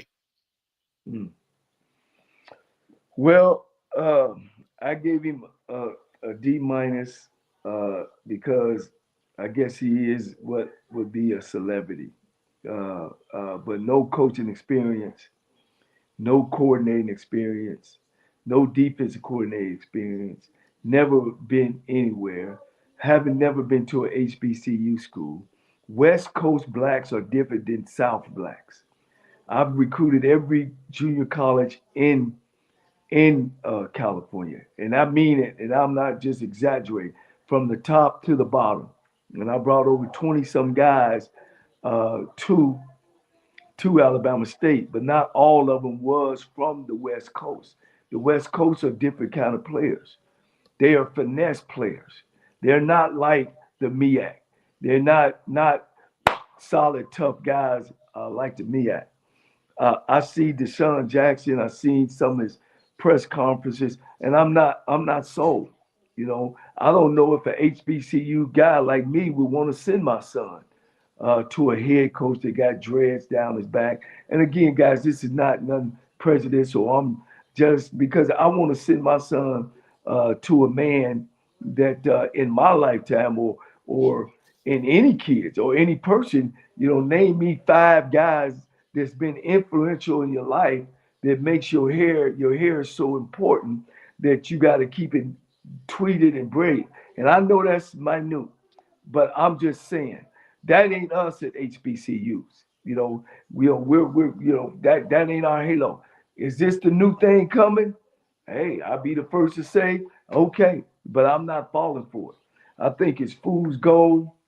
I think he's got a lot to learn about young people and how to handle young people. He had no training in that as well.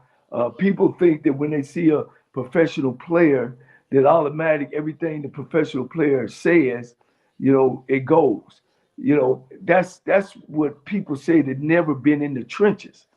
You know, these young men that he's gonna be dealing with is they gonna try him. They're gonna try him. They're gonna put him on edge. What you gonna do, Rocky? What you gonna do, Campbell, when your number one sales guy come in and he don't done something wrong and getting things done? What you gonna do?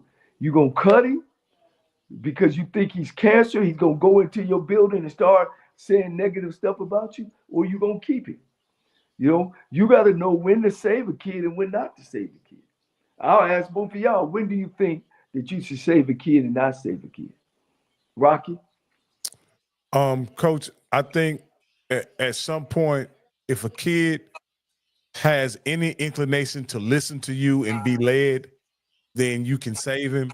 If he insists on doing things his own way outside the framework of the program, you got to let him go. Rocky, Coach Bishop, what about you? Let me tell you what I tell my children. It's not the first mistake that gets you in trouble. It's the second mistake that kills you. So if he's a kid that made a mistake and understands that, hey, I can't make that second mistake because coach is going to put me on the right path, that's the guy. But when you make that second mistake, then I know you're not listening or you don't care, which is bad either way. Right. Because we all are going to make that first mistake. That's the reason why I tell my children, hey, it don't matter what you do. I'm not going to argue with you. Just don't make the second mistake. Don't try to figure it out. No, you call me right now because you trying to figure it's going to mess it up even more. So that's the thing about it. So no, I think that with Deshaun Jackson, and again, and I'm gonna tell you something, and I'm saying this with a hard change, is that Zoe put it out there. And man, I was out there in LA, man, and there's some people coming with him. And I think he's gonna bring a high school coach with him that I think has a lot of experience from what I heard that's gonna be able to help him. And I'm not saying, but and listen to this, man. Delaware State was 1-11 last year. They were 1-11, coach. They were 1-11. If he wins 2, he's 100% increase. And the fact that we're having a conversation about him right now, to me, already gives him an advantage of whoever else they were going to hire, other than our coach that we had on earlier, who probably would have been even a better fit. But like I say, I'm just what I'm hearing and the excitement out there, man. Like I say, it blew my mind. I was with you, coach. I thought it was a D hire. I was with you. But after what I was out there in LA, and I was going to have my guy to call in because he was going to break it down from the gang affiliation all the way to the football affiliation of how many support that kid got. So I'm just going to keep it real with you, coach. He got some support. Coach, I've done my homework too. And here's the deal. It's hard being a head coach, guys. It's not easy. I remember plenty of nights I've sat up in my office and been trying to decide on a kid's life or in a decision. But once there's no respect in the relationship, you got to turn him loose. Why do you turn him loose? You got to turn him loose because just like the coach said earlier, he becomes cancer in your program. And that way you can't put winning or trying to win over the team. The team is bigger than everybody. And so when we bring these guys in and we make them bigger than the team and bigger than the university, that causes a problem and a fiction right there. And a lot of times when people come into our conference, and it's some HBCU guys who would back me, they don't have no respect for our conference. They don't have no respect for our schools. So they come in with this attitude of let me do something different. You never should come in and break down a company. You should build on it, and you should make it feel comfortable. I don't know if he's gotten that experience or not. You know what I mean? So that's why I just would I got it a D minus. If you think Coach Bishop that they went 1-11 or 1-10, and if he go 2-9, No. That was not more joke. But I tell you what, Coach. Let me ask you this question: if he could get that, because first of all, it's Delaware. See, okay, let me be clear. It's Delaware State. I don't care who goes to Delaware State. It's still Delaware State, okay? But if he can get those guys respectable, and again, if he can, like I say, get them, and not next year, year 3, get them to 6 wins. Hey man, I think he's done something because he's never going to win the MEAC. I'll put that on record. He will never win the MEAC ever. Well, Coach, that's the other thing. Let me get to that. He great coach against Trey Oliver, Chennis Berry. You know what I'm saying? Coach Morgan up there, Delaware State. Then they play some PWI schools around there like Townsend. You know what I mean? Coach, that's gonna be tough for a guy that's never blew the whistle before. It's gonna be tough. And you talking about bringing uplifting all these West Coast guys and bringing them all the way over to the East Coast, man. Good luck on that. Coach, let me ask you this. Coach, and me and Rocky talked about this, and I talked to Branch about this. But Coach, it's not that he's gonna. Okay, let's be clear. He's not gonna have Delta going with 40 guys coming from LA to Delaware State. But I tell you what, if he gets 3 or 4 difference makers, because I can name our championship team, I can name Grambling championship team, and I can name Jack State championship with transfers. You can go Kincaid, you can look with Jack State with Herb Mulligan and Morgan and those guys. You can look with Musa, Bowler, and all those guys. You need 5. You get 5 guys that are difference makers. But coach, here's what you leaving out. Who is the coach getting those guys? You have big time coaches that know the lay of the land, that know the traps, that probably know the head coaches personally, that been recruited 3, 4, 5 kids from those same schools. You know what I mean? And are winning coaches. This guy comes with, and this is not, believe me, guys, this is not personal with Deshaun. I've never met the guy. No. Wait, Coach, let's level set. So he hasn't been in the fire. He hasn't been in the fire. You know what I mean? He's played in the fire, but he's ain't been in the fire. Yeah. No. Well, Coach, hey, I'm gonna bring you on in a minute. All right. I think we all agree with you, but like I said again, I don't have the high level. Again, I don't believe that he's going to win a MEAC championship. So that's my thing. And I think again, and I'm looking at it from a holistic point of view. When you have hit rock bottom, like Delaware State, and been rock bottom, and they have looked at the lay of the land. And Coach, let me tell you something too. And you know this, they're probably coach that they contact saying, I ain't taking that job. Just like Valley, I know for a fact Valley contacted a couple of people, and they're like, nope, not taking that job. So when you get to that level, and now what we're doing, and like I said again, I don't know what kind of coach. To your point, I don't know what kind of coach he's going to be. I'm with you. I don't think he's going to be a great. It is tough to coach. It is very hard. But here's what I'm saying to you guys: Delaware State is a losing program, right? Yes. Perennial losing program. Well, what is the fit? The fit is to go hire a champion. The coach ain't the coach. There's no champion. Well, no. Coach, stop. There's no. See, that's the problem. No championship coach is going to take that job. Bullshit, coach. Who? Coach, this kid we just talked to. I'm gonna interview champions that know how to come into a situation and turn the situation around to good. Okay, so I'll give you Coach Morgan. Okay, so Coach Morgan, I like from a lower level. Okay, fine. I'll give you Coach Morgan. I'm talking about an established guy on that level. What about my man Teddy Keaton? That's another one. Teddy Keaton. Listen, do you think if I'm Teddy Keaton, I'm not taking Why that job. Delaware State didn't interview Sam Shade? I'm gonna ask you guys. Why he didn't interview Quinton at Albany State? I'm gonna ask you guys a question again. If you're Sam Shade and you're Teddy, and you know the quality of coach that you are, and you know there are other schools that could be open, would you take that job or would you wait? But guys, see, Campbell, that's the problem. That's the problem with Mississippi Valley. They won't go after a big time coach because the first thing they say to themselves, man, we can't get him. Man, we can't afford him. Man, there's guys out there will take a head job that have been a championship coach, and I would have a better chance. This is what I want you to do, Coach. This is what we want. I want you to put that list together. I want you to give us that list, and we're going to promote them and say, Valley, here's a list of championships that you've talked to, Coach, personally, and said they will coach at Valley. And what we're going to do is match up who they hired versus who you said would have gone. Coach, it's some guys that are assistant coaches right now that have been a part, just like Sean Gibbs, have been a part of championship after championship after championship. It's a bunch of them around there. Look at Terrence Graves. Terrence Graves was with Pete Richardson. He's been behind some with Fobs. He's been around some championship guys, right? He get his chance to be the head coach.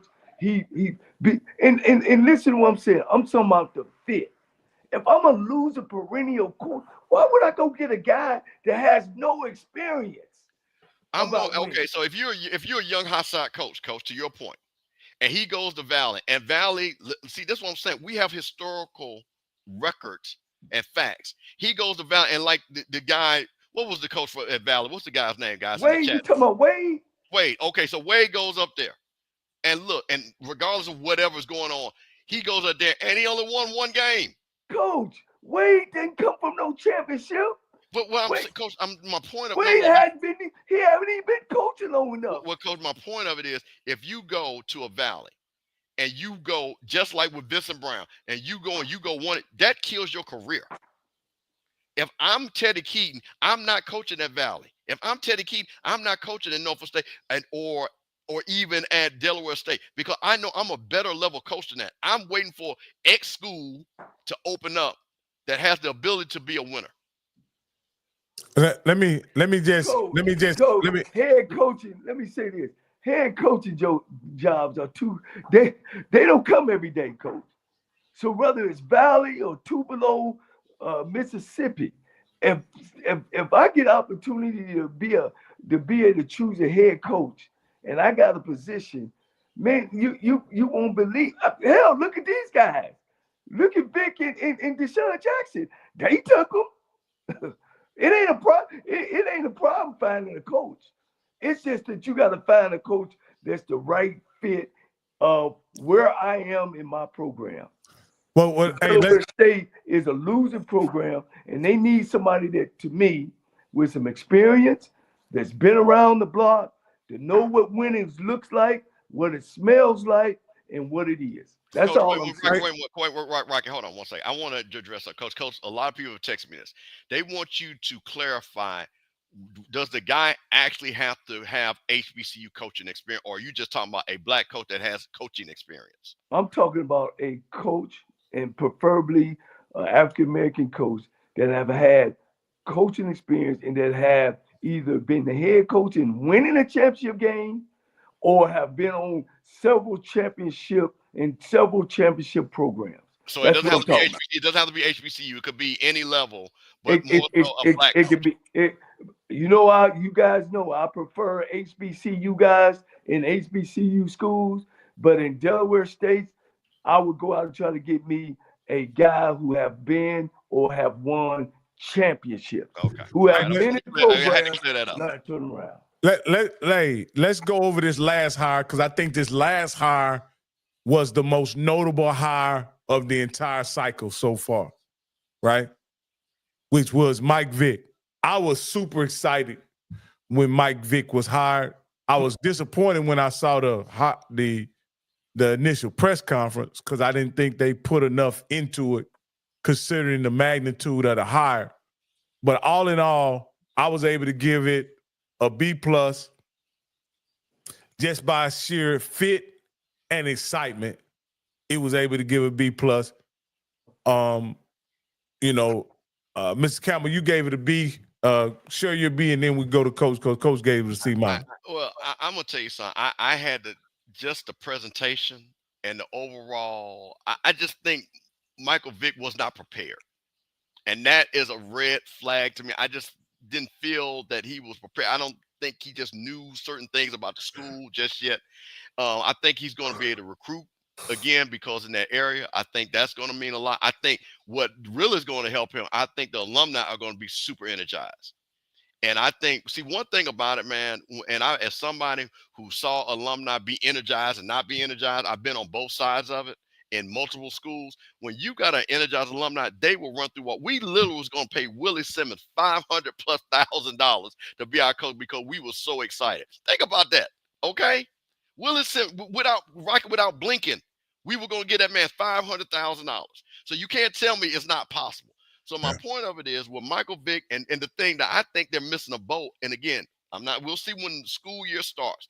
But to me, when you have Michael Vick and his family, man, that should have been Christmas cards going out to anybody that's giving over $1,000 to Norfolk State. Merry Christmas from the Vicks. Here go a QR code to send me $700. You know what I mean? Those are the things that I don't feel that they've got that together. So I don't think that's going to be an A. I think I haven't heard a lot about who's going to be on his coaching staff. You know, I've been calling people. I know a lot of people in that area. I had one person, unfortunately, he couldn't come on tonight, you know, that knows intimately those guys. So, again, I can just give a B. I think the excitement from the alumni is going to be there. But I think just overall, when you look at the guys that got A's and even, like I said, with Gibbs, I think they're just a better fit overall from the coaching standpoint. All right, Coach Cole, you can give your critique. I think this is the same thing with Deshaun Jackson. The reason why I gave Michael Vick a C- is because he is from Norfolk.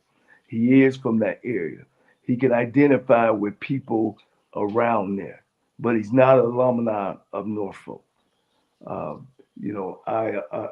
think that he has a better opportunity to maybe steal a player or two from some of the schools there, but he's recruiting against some of the best.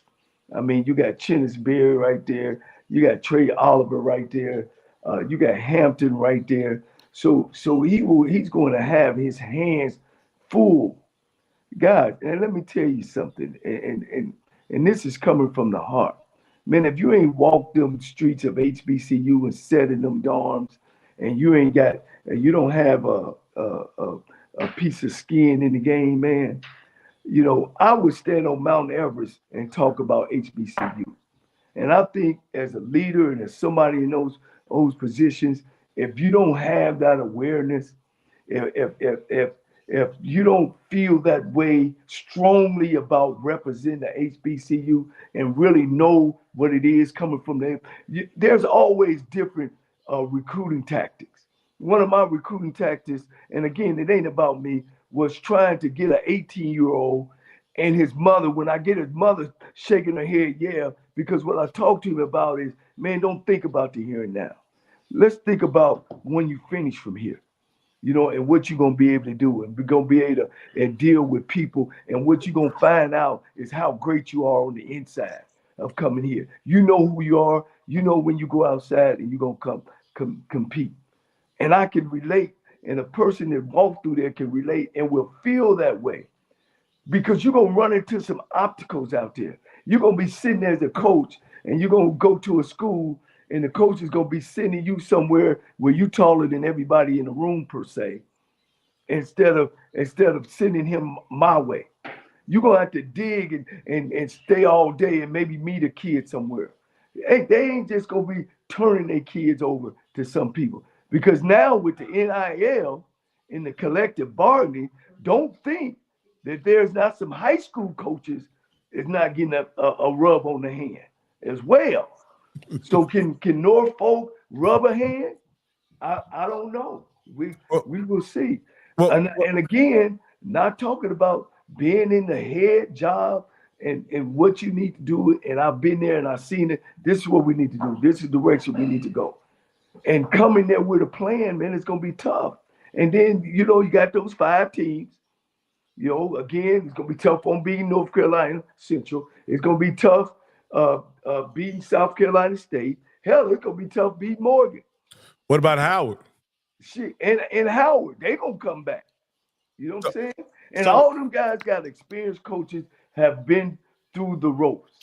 Hey, look what Chris Dishman did at Texas Southern. And that's become inexperienced. Nothing personal. None of this is personal. All these guys are great men. And please don't take it personal. But when you put that cap on, you're a head coach and you gotta have the answers. And sometimes you gotta have them right now. Let me ask you this here, Coach, because we got all your grades and everything, but I think this is a good question, a good exercise, Coach. And I'm gonna take you out the equation. Your protege, or a guy we just hired, Quinton Morgan. You can put him in any one of these jobs, and you want him to succeed. Which one of these jobs would you put Quinton Morgan in? Coach, I think he's been a head coach long enough to be in all of them. No. That's not what I'm saying. Which one of these jobs is the best job, Coach? That I think he would do well in? Yeah. Shit, Coach, I think he would do well in all of them. Coach, I didn't want to ask you this, Coach. If you had to choose, if someone gave you one of these jobs, you could choose any one of them. Which one would you choose? Oh, you're saying the schools. Yes. And which one would say that again, Coach? I got it. Coach, if you could choose which one of these jobs is the best job for a coach? I would say for a coach's career, I would say North Carolina A&T, and this is why. They play on both sides. They play HBCU schools and they play PWIs. And most coaches want to go up and have this will give you a better avenue to be able to break through and go work at a PWI school and go on with your career. You know what I mean? Working now in North Carolina A&T was like working at Tennessee State.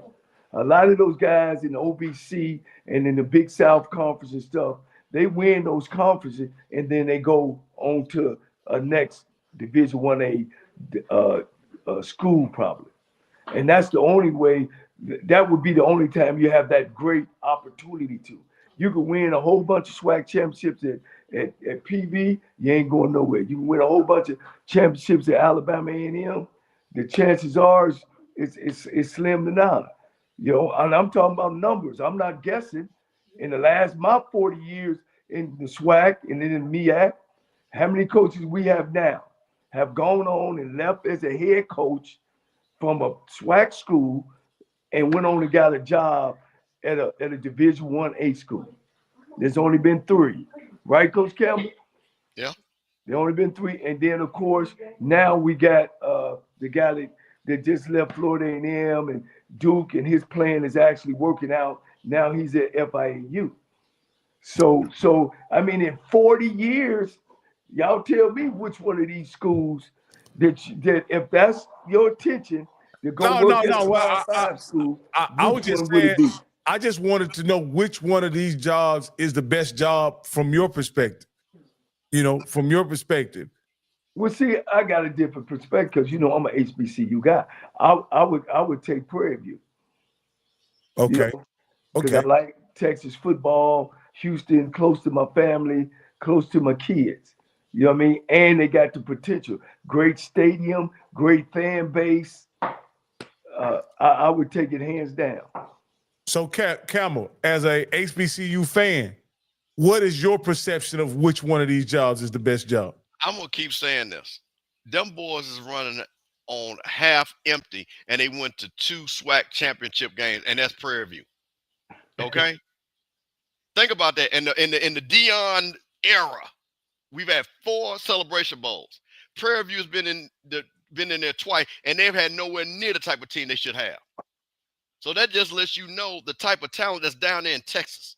And I'm going to keep saying this till I'm blue in the face. If they could get somebody, and I think Coach Jackson is that guy, man, Prairie View is going to be hell to play. Because I think that he's going to be able to get players. Man, because, man, I'm going to say this again real quick. Texas, Louisiana, Mississippi, because of Jackson State's legacy, and FAMU should always be good. Somebody in Louisiana should always be good because it's players all up and down Louisiana. Jackson State should always be good because a lot of people don't want to go to Ole Miss. Prairie View should be good because and Florida is Florida. Those 4 schools should always be knocking people's heads off. Seriously. And if it's me and like I said, and again, I can get there with half-cocked teams. Come on, man. They really put something together at Prairie View. Because you know this. This is something that Cam Ward mentioned. Prairie View or the HBCUs didn't even offer him a scholarship, and he only had one. Cam Ward. Oh, Cam Ward. Let me go through these real quick. You got Norfolk. Shit, coach. They got to get through South Carolina State and North Carolina Central, and they play it short. Delaware State, perennial loser. It's tough. It's gonna be tough getting that going in the right direction. North Carolina A&T, you know, they play in the PWI, and it's tough, and they taking a bad program. A&M and Prairie View are the best jobs to me and depending on where you want to go. Like I said, A&T is if you want to try to bounce your career into the Division I, Power 5. I think, if you can run through the conference, I think you get that opportunity. But A&M and Prairie View, man, they sit. A&M is not good because they sitting over on the side with Jackson State, Florida A&M, and Alabama State. Thank you, bro. That's head knocking. That's head knocking, bro. Yeah. So Prairie View, man, is the job. Yeah. Yeah. You got the last 2 HBCU national champions that's sitting up there, and you got Alabama State that is always going to be. And I'm going to say this again. I had a conversation with somebody today. Man, sooner or later, Bethune-Cookman is going to figure out how to start winning games again. Because, again, they're in Florida. They're going to start biting people again.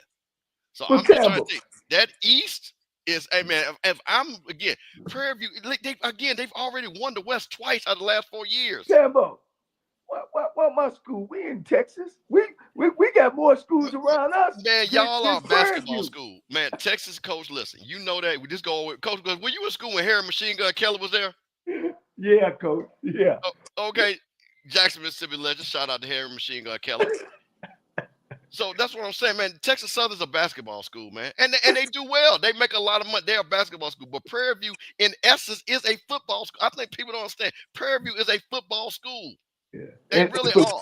And for people don't know, Texas Southern has one of the best and winningest basketball programs in all of Division 1A basketball. Yeah. True story. I wanted to say they was in the top 5, but for sure they're in the top 10. Like I say, Texas Southern. So my thing is just basketball first, and it's Houston. It makes sense. But like I say, Prairie View, man, I just think that, like I say, if they could be a machine. They could be a machine down there. And like I said, but I'm going to say this again. Prairie View folks, y'all doing it, bro. Y'all got all that money. Y'all got that nice, man, all them people, Dallas, man, y'all got to pack that stadium out. And stop using the excuse, oh, we can't make it, because y'all ass over there room for Texas and Texas A&M instead of room for your team. Hey, guys, we got a couple callers, man. Calls, man. Yeah, we got a couple of them. Okay, hey, caller, let's do that, man. Like I said, boy, y'all great, boy. Y'all push me to the limit sometimes. All right. Hey, caller, with the 7804, you're live on HBCU Coaches Corner. Hey, what's up, fellas? What's going on, man? Listen, Scotty.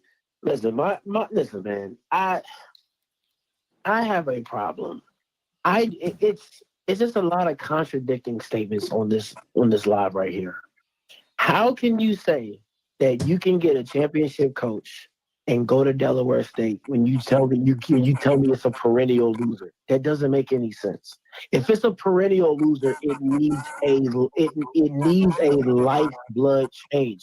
And to me, I'm going to keep saying this is not the 80s. It's not the 70s. It's not the 60s. You need to make a program cool and relevant. And Delaware State is neither cool nor relevant. And that's what Deshaun Jackson does. He makes you cool and he makes you relevant. And again, he only has to win 5 games. It's literally 5 games. If he wins 3 or 4 of those games, it will be more than anybody's done at Delaware State since, I believe, Rod Milstead, when he went 5-6. So again, it's not a hard hurdle to get over. And he can't. And listen, if you get the right talent, the MEAC is not that crazy talented to where it's like, oh man, we can't compete. No, Morgan State is not there. Howard's a rebuild. South Carolina State's about to be in a rebuild because they lost their quarterback. We'll see how that looks. And then NCCU is the only perennial program that you can be like, you know what, year in, year out, they're going to be solid. They're going to be decent. So and Norfolk's in a rebuild with Vic. So everything is up for grabs. And if you get the right quarterback, you get the right talent in there, you're good. And again, he doesn't have to know it all. He just has to know what he don't know. As long as he knows what he doesn't know and he hires people around him, he can be successful. I think what's crazy to me is I think that I'm not giving any credence to knowing your craft. I'm not. But last time I checked, half of the battle is getting Jimmys and Joes. Rocky, am I crazy? No. You ain't crazy, Scotty. You just don't know what you're talking about because you never put on a hat nor a whistle. If half the battle is Jimmy, you've never been in the trenches. You've always been in the booth. You go by what you see. You care about being in the trenches. Like you talking to the wrong guy. You trying to tell me about my profession. And if I sit and listen to you tell me about my profession, then I ain't nobody. I'm a championship. I'm not telling you not. I've been in the trenches. And I have an opinion. And even when you sat in the seat and we've given you credence for sitting in the seat, you aren't sitting in the seat currently. And you're not in this decade. And you're not in this era. So at the end of the day, there are things that change. I do believe in a lot of things that you say when it comes to understanding. But there is a different way of recruiting. It does not change my knowledge. In my history, it doesn't change. Nobody's telling you that. You said Chris Dishman. I'll go back to the example. You said Chris Dishman. Well, he's been the only one to be praised in the last 11 years. And what are you saying? And what? That's a fact. That's what I'm saying. What does that mean? Did he win a championship? You say Chris Dishman didn't know what he was doing. He's been the most competitive I've seen at Texas Southern in over 10, 11 years because he's beat his rival. I didn't say he don't know what he's doing. With his lack of experience, he made a bad call or didn't make the right call that cost him the game. I didn't say that he ain't no good. It's just because of his experience. And if you had the experience, which these two guys don't, these celebrity guys, they gonna make those He's going on two-point conversions and lost games. What are we talking about? Coaches have experience and make bad calls all the time. Is that not true? People look back at Dawson Odom. That's true, right? Why would you do that? So why would you think that a guy has no experience is going to be successful? Because I've seen guys in HBCU with experience be ass. That's why, Coach. I've seen that with my own 2 eyes.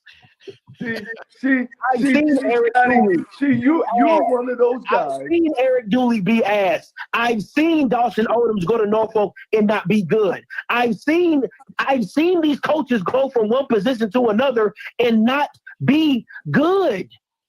But so again, All of them Experience. ain't. That's Scotty, you're saying what I'm saying. There's only about 25%, 30% of coaches that's going to win. Just go back and look. They go over here and win. They go over here and win. They go in over here and win, right? That's on all levels, not just in the SWAC. The problem is when guys like you come into the HBCU realm, you guys want to judge us on a different level. All coaches make mistakes. All of them. So why in the hell would you think to hire somebody with no experience that's gonna come in and be successful? Can I answer that, Coach? You giving him a flag because he caught some touchdowns in the NFL. So if he come in and win 2 or 3 games, Can I answer that question, Coach? There's one reason, and I've said this on the phone call with you before, Coach. There's one reason why Deshaun Jackson and Michael Vick get those jobs. Because Deion went 2 years in a row in the SWAC without losing the game.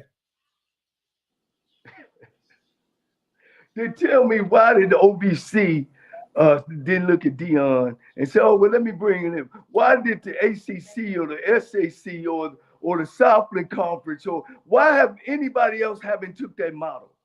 Because it's asinine to hire somebody in a CEO position that has not had any experience. Trent Dilfer did it. Listen, I look at it like this. You can't, if Delaware State hires Deshaun Jackson, which they did, and they don't win, is it a loss to them? I'm asking a question. If they go 1-11 with Deshaun Jackson, is it a loss? They've been a perennial loser. What do they have to lose? Guess what? What do they have to lose? Hey, you make sense. You make sense. They ain't got nothing to lose, but I know who does lose. They don't got nothing to lose, Coach. It's the young man that we had on earlier today. He the one that loses. No, he doesn't. You know why he doesn't, Coach? Because if Deshaun Jackson is not successful, what happens? He gets fired. And if that young guy you say is so great, he should then get his opportunity. So again, there is no lose-lose in the situation. If Deshaun Jackson does well, Delaware State elevates and HBCU football elevates. If he doesn't do well, he gets fired like every other coach, and then maybe your Quinn Morgan gets the opportunity. Maybe another guy on the assistant staff gets the opportunity. This what I'm saying. I don't want you to ever think, or our audience to think, that I got something against Deshaun Jackson. My issue and problem is always against the process. I just don't agree with the process, wrong or right. You know what I'm saying? I just don't believe in the process. Deshaun Jackson might be a great guy. I need you to keep that same energy across the board when it comes to processes. Kappa's hiring Kappas. Omega's hiring Omegas. Alpha's hiring Alphas. I need you to keep that same energy across the landscape. Homeboys hiring homeboys at Grambling. Let's not play this game. Let's not play this game because it goes across the board with processes. Because there's a lot of white guys that can get opportunities at HBCUs as well that don't. But we ain't going to even go in that lane. So my thing is this. Let's not play like processes. We can go that road. We can go that lane. Yeah. Once again, it's the process. I'm against the process at HBCU because if we go away to non-revenue sports, hell, our predecessor, our coach, Kakashi, PWI guys are getting those jobs as well. That's why I'm trying to fight at this level. If you go to some of these HBCU schools and look at their athletic department, it's starting to turn PWI. Hey, Rocky, hold on. Let me clarify something. Let me tell you something. Hey, y'all know I love Scott, but let me tell you what Scotty gonna do. If Deshaun Jackson's not successful, you know what he's gonna do? He gonna have a big show. I told y'all they should have hired Ray Lewis. Ray Lewis was the guy. They should have hired Ray Lewis. See, that was the wrong celebrity. They should have hired Ray Lewis. They should. Now, I want Ray Lewis tomorrow. Let's get Ray Lewis on there. I'm starting the clock right now. I'm gonna come back and I'm gonna go back to looking at HBCUs again and Ray Lewis show up. That's what Scotty gonna do. I wanted Ray Lewis to go to Morgan. But no, my thing is, and it's the same way I felt about Aries, the same way I felt about Michael Vick. And I'm gonna say this: it doesn't matter. The wins and losses don't matter to me in this particular instance because Delaware State needs to become relevant. People just need to know about Delaware State. And that's what Deshaun Jackson does. Deshaun Jackson shines a light on Delaware State. He makes them relevant. He makes them cool. If he wins, it goes through the roof. If he loses, it's better than any other coach. What Lee Hall did at Delaware State, if Deshaun Jackson does the same thing, they make more money, they get more publicity, and they still go 1-11. So it's a benefit to the school. So I do not understand it. I just don't get it. Scott, And if let me ask you this, Scotty. Let me ask you this, Scotty. Where are you getting your numbers from? Because my numbers in my information don't say that. It don't, and it doesn't say that about Tennessee State with Eddie George. It doesn't say that. Where are you getting your numbers from? That's automatic. So Tennessee State didn't get a hike in viewership because Eddie George was there? I'm waiting. I just asked you. So Tennessee State didn't get a hike in viewership because Eddie George was there?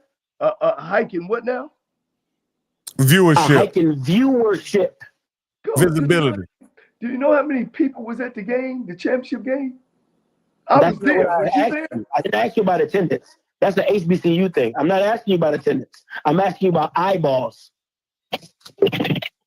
I'm not sure. They wasn't on television as much. What were we talking about? Did they make money? Was hard money coming from them getting viewerships? I mean, the eyes matter, do they not? Eyeballs matter. When have they not? No, only money matters. Everybody talks about ratings for the Celebration Bowl. Everybody talks about ratings for a SWAC championship. Everybody talks about ratings for a classic. So what are we talking about? Do eyeballs not matter? No, not if they're not making money. Not if they're not making money. What are you saying? They were on television, ESPN. So let me ask you this here, Coach Cole, because this is the point I wanted to bring up. If LC Cole is one of four teams left, one of four teams that ties for the Big South OVC championship, does LC Cole get a bid in the tournament? Do the bid. Well, you know he went to two. No. What I was just saying, if he's one of four, so there were four teams tied for the championship. Well, you know they got a tiebreaker rule. No. They were fourth. They would be, you consider them four. Coach, I've never. Anytime we came in a tie, it's always been a tiebreaker rule from the conference. But my point is, I don't think they chose Tennessee State from Eddie George. They got an at-large. They got an at-large bid, Coach. Would they get an at-large bid if LC Cole was the coach? Coach, I can't answer that. I can't answer that. I don't have enough information. No, I can't, because ain't no name behind it. It's Eddie George. Eddie George. EG. Well, I'm gonna do my research. I'm gonna do my research, and I'm gonna come back and I'm gonna let y'all know that didn't happen. No. What I'm saying is, Coach, they lost to a team that they tied with that was left out. Yeah, I know, Coach. I know it's once again, it's a tie-breaking process that every conference has. And it does not have anything to do with who is the head coach. That's what I'm saying. No, it's either who you played against, who you beat by a certain number. It's a process, guys. And I'll find that process and I'll bring it back to the show of how Scotty, they chose Tennessee State. Scotty, did he leave? I'm here. No, he's here. Okay. Hey, listen. No, I'm here. Okay, that's what. Sometime in the next couple of weeks, we got to have an old head, new head summit, man. We got to bring this together, man. We got too many people asking for it. I'm gonna talk to you offline about it. It'll be box office because we got to have it, man. We got to have it. Yeah. It's listen, man. At the end of the day, I keep saying this: if you don't innovate, you will die. And I feel like right now, like Coach Cole is like Blockbuster and I'm Netflix.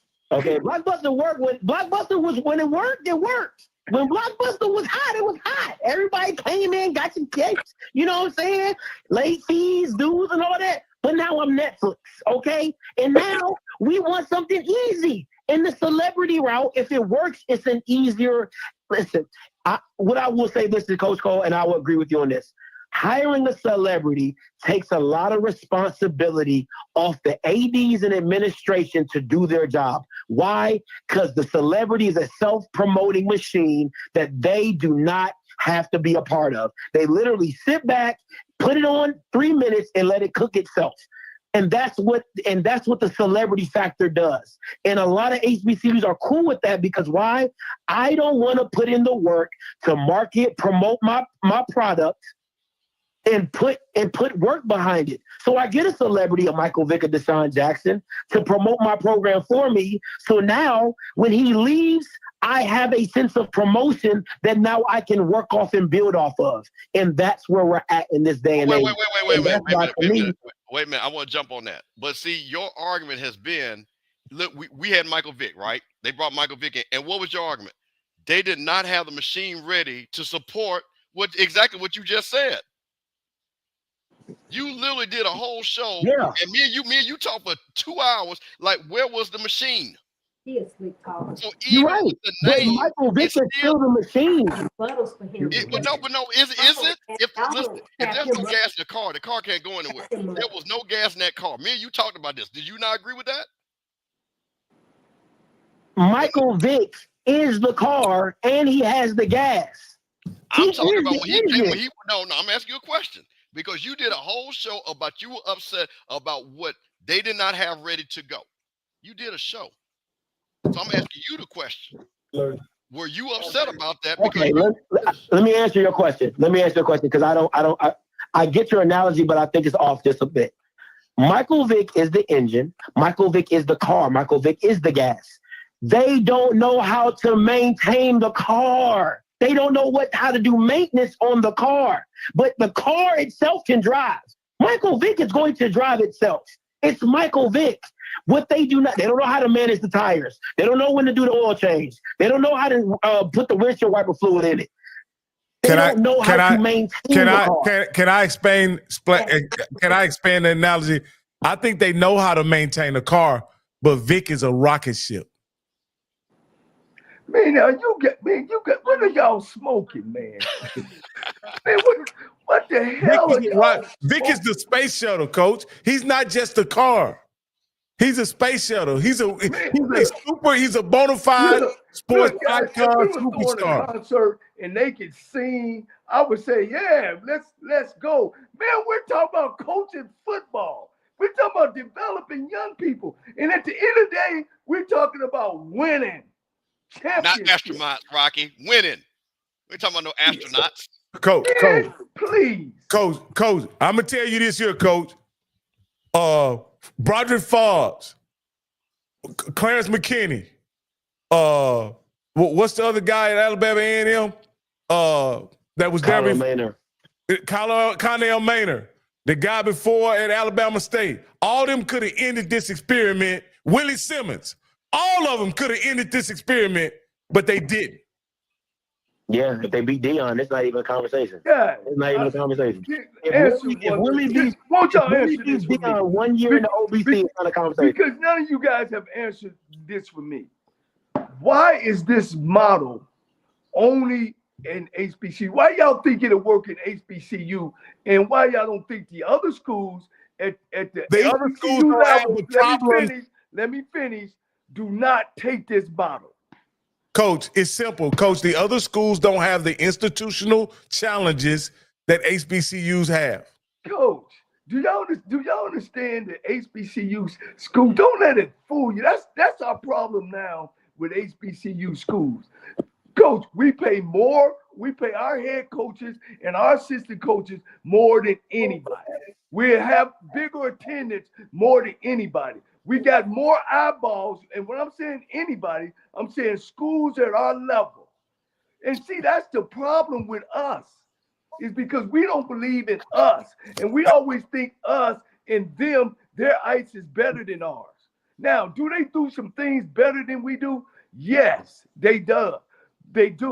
But look at the Celebration Bowl. The Celebration Bowl is one of the top attended bowls in the nation. Now, does that mean that a celebrity needs to come in and take over? No. It just means that we need to do better and be better and hire place people in the right places who has experience, who has done it, who has seen it and touched it. Hey, We Coach. going out and getting somebody to come in and make us famous. We are famous. And as far as talking about HBCUs is going to die, man, we were here before, back in 1800s, and we're going to be here when all of us is gone. That's bullcrap. The SWAC is going to be reigning the SWAC conference just like any other conference. Hey, Coach, we got a couple callers and then we're going to get out of here. 8310. 8310. Hey, say what you're going to say and get off. I know you've been holding a long time, man, but we trying to get out of here. It's bedtime for us. Go ahead, 8310. No problem. Can y'all hear me? Yeah, we hear you just fine, man. Hey, this is Lionel with PB versus everybody. First of all, I don't know why y'all think the FCS community cares about Eddie George at all. They don't care nothing about that man because that man ain't getting nowhere close to Frisco. Okay, that ain't got nothing to do with why they chose to put him in the playoffs. But that's neither here nor there. Obviously, mainly calling about the from the press conference today. The energy is honestly crazy right now. I wish you guys could really have seen the room. I mean, literally jam packed with alum who literally, took off in the middle of the day to basically come up for this press conference, man. And obviously, Coach T. Jack, man, he just laid it down. And so, I think people are really excited. And I think we got some momentum in and we building. And, I want to say, because I think people underestimate the reality of, there's going to be battles in every fan base and alumni base, as far as I heard Coach Cole earlier talk about, this is my guy, or this guy was my guy. And so the support can kind of wane or ebb and flow sometimes, right? But I think you also have to kind of see the waves of momentum that's building in different universities, right? And the reality is, from the top of the university, starting with President LeGrand and her thought process, hey, we want to be an eminent institution, period. We want R1 status. That's what she's aiming after, right? She's not settling for where we are now. So she's looking at the university from that large standpoint of like, no, we need to be on this level. And she's saying, and when I had a conversation, she's like, listen, that's everything in the university. It includes athletics, right? You know what I'm saying? So we're not satisfied with just being okay, right? And so this is not something that just started today, right? We don't go hire Jermaine Jackson because simply AD Golf has a thought process like this. This is something that's been brewing amongst the alum for a while, right? You know what I'm saying? This has been building to this point to where now you're looking for something specific because you're trying to go to a specific destination. The destination has to be set first before you go and make a move like this, right? And I think people are not understanding that. Go ahead, I'm sorry. So let me ask you this, Yolanda, because I'm very close to a lot of Prairie View alumni, and we have a large Prairie View alumni here in Central Texas. And this is what I want to ask you. Amongst your alumni, they accept that the university is not serious about football.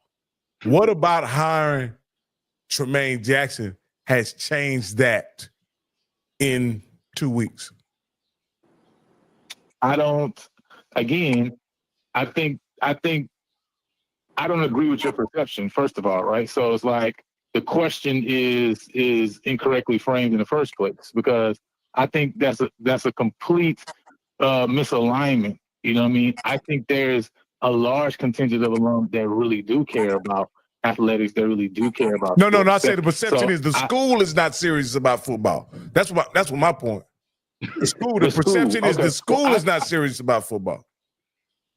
Okay, well, yeah, when you talk about from a university standpoint, right, and I think that's why Coach T. Jackson was talking about alignment, right, because our president from before, her focus was really definitely academic-based, right? She kind of let the athletic department kind of do what it does, right, on the side.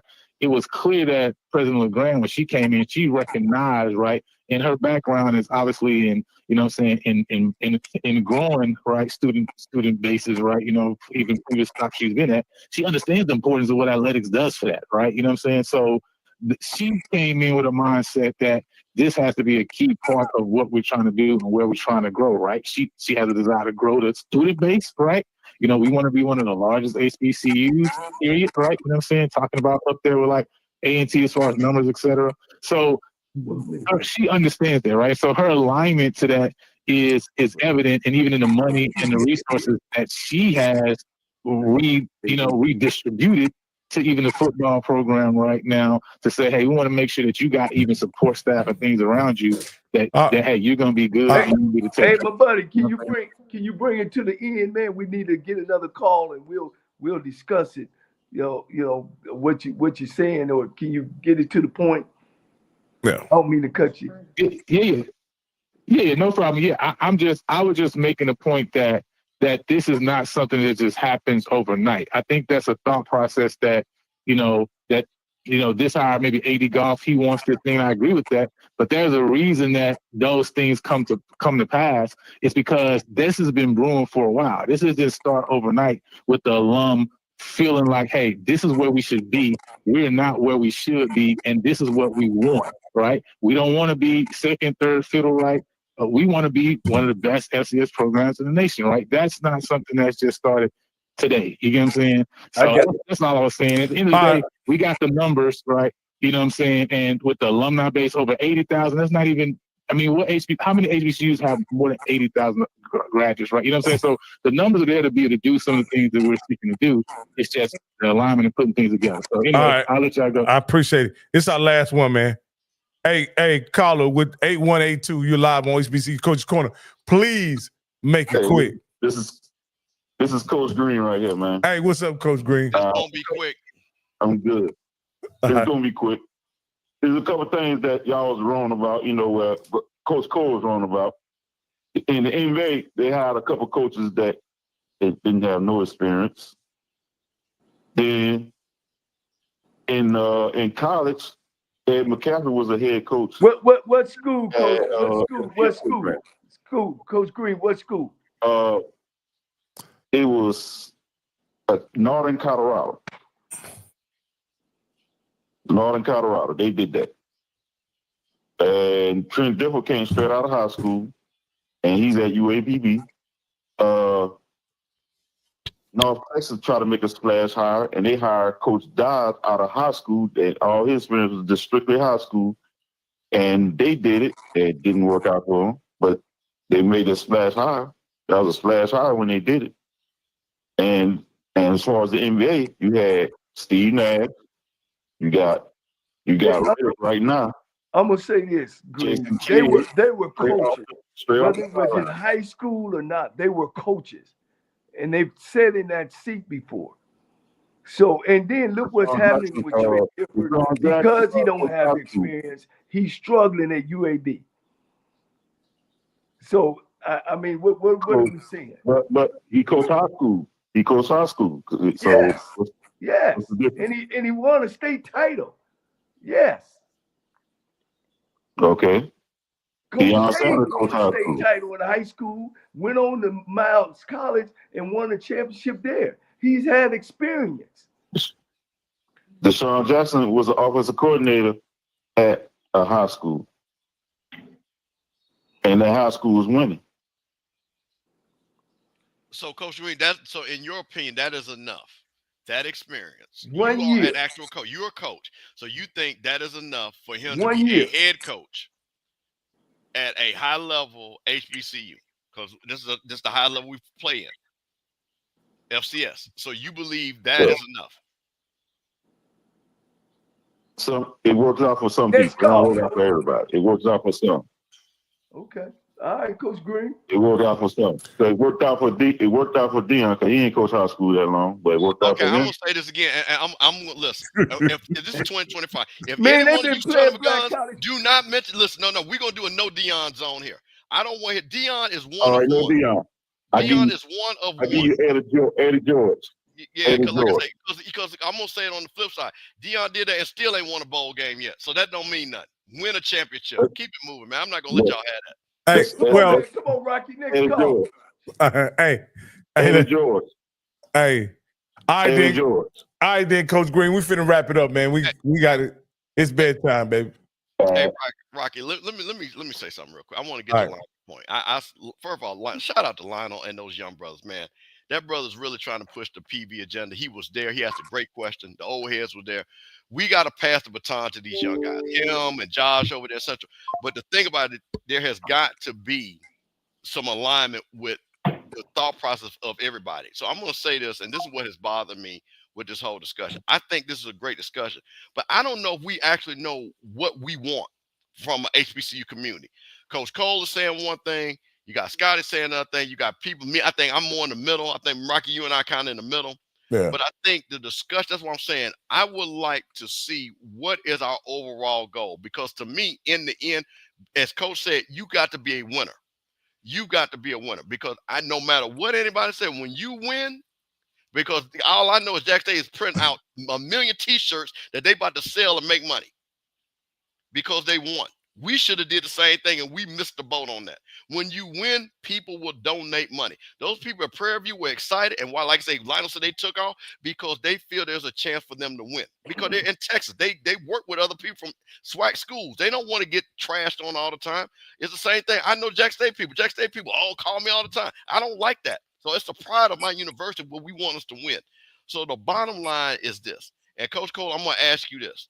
Do you think there's any way that there is a middle ground for a coach that, again, that played in NFL, because these guys are NFL players, that they can be successful? What do they? So my question, what does Deshaun Jackson and Michael Vick need to do to be successful? Well, Coach, man, you know, I can't even say that because they're being really put in a situation that's not real. It's not a good situation for them. You know what I'm saying? You're putting this guy in a situation, and you're putting this pressure on him that you got to raise money, and then you got to develop young folks, which they have most of the time don't have no experience at. You got to come in and coach a football team, which they don't have no experience of doing that. It's a difference, man. It's a difference but being in a seat in the classroom than sitting up at the front as a teacher. You know, you're asking a pupil to now teach the class. You know, and you don't have experience. You're trying to take a freshman kid and put him in front of seniors. You know, and it just don't happen. I think the situation you're putting them in is a bad situation. And furthermore, as an HBCU guy myself and been around, we don't need that. We don't need that to be who we are. We're not going anywhere. We got to be able to be proud and loud of what we have. We come through HBCUs and walk through those hallways and walk through down those streets and understanding who we are. That's what HBCUs teach us, of who we are as African American people in this world. And that's why we go out and be successful. We don't need that. We need things start from the top. We're talking from the bottom. We're saying, let's get the bottom straight and then we're going to be okay. No, everything starts at the top. And I've told you guys, all these fundraising things that we think is going to go on and going to happen because we got a guy with a famous name, if they're not in place, it ain't going to happen. And especially at the end of the day, Bishop, you got to win. Well, Coach, That's a human life. That if I buy something new, human nature, I buy some new shoes, I'm going to take care of them shoes. Ain't no different. We got Vic in here. We got Deshaun. Oh, man, rah. Once them shoes start getting old, we're going to throw them in. Once some coaches come in here and don't be successful, you're going to be even worse off than where you were. But, Coach, I'm going to make this last point, Rocky, and I'm not trying to belabor this, but this goes back to my connection.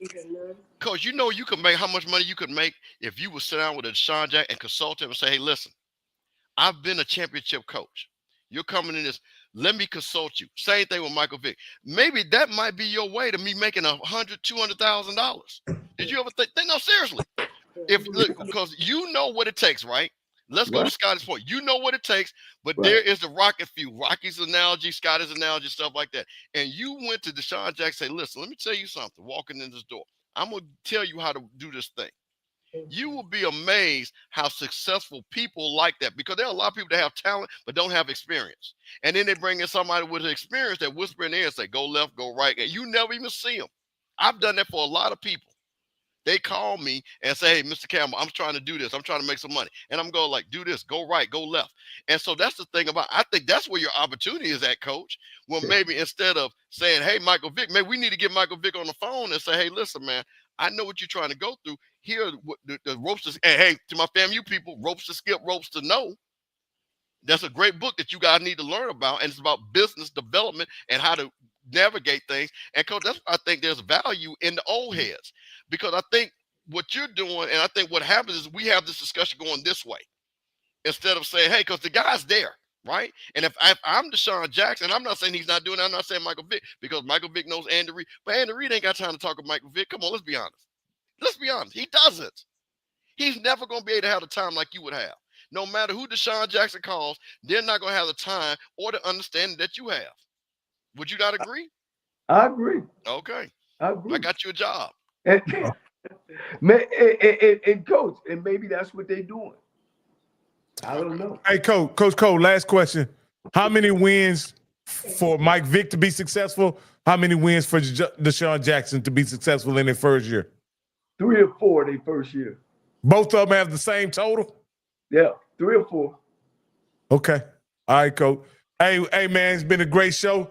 It's time. If you ain't got nothing else, Campbell, it's time for old Coach to take us out of here. Hey, man, I just got one thing to say, man. Hey, it's a brand new year. I just want everybody to do me one favor, man. Let's leave the negativity. And, man, let's really enjoy this HBCU community in 2025. We had too many people not celebrating Jackson State because my band went there first and my this, and we won the Celebration Bowl. Hey, man, if any one of our teams are successful, we all successful. So I'm going to ask all of y'all in 2025, man. Let's keep it within the boundaries, man, because we got off course this last year. It was really bad, and I don't want to be part of this discourse. I want to be part of us having an enjoyable time like we did tonight. So, man, let's root everybody on, man. That's all I got. Yeah. You know, one of the things, again, man, appreciate the audience, appreciate you guys following us. Guys, none of this is personal with me or Scotty or the Bishop. It's all opinionated to a certain degree. We are experts in our own areas, and you know we look at things out of different lens. But everybody is entitled to their opinion. We take their opinion. I love Scotty. Scotty is going to always be a member of one of the people who actually started talking about HBCUs. You know, and he got a lot of people involved. And I think we're moving HBCUs in the right direction. This is not personal. All this is good. Every time we talk about HBCUs and Pacific colleges, man, that's good. That's showing our young people that we care. And I've always said that our ice is just as good as any other people's ice in the world. I think HBCUs are here to stay. They're gonna be here. I think there's been some great people who have walked through the HBCUs, and it's for me, and I'm here to tell that story. I had a prominent coach who has a statue behind him, shared that with me, and he told me, he said, Cole, you the guy, we're passing you the baton to make sure that you tell the story.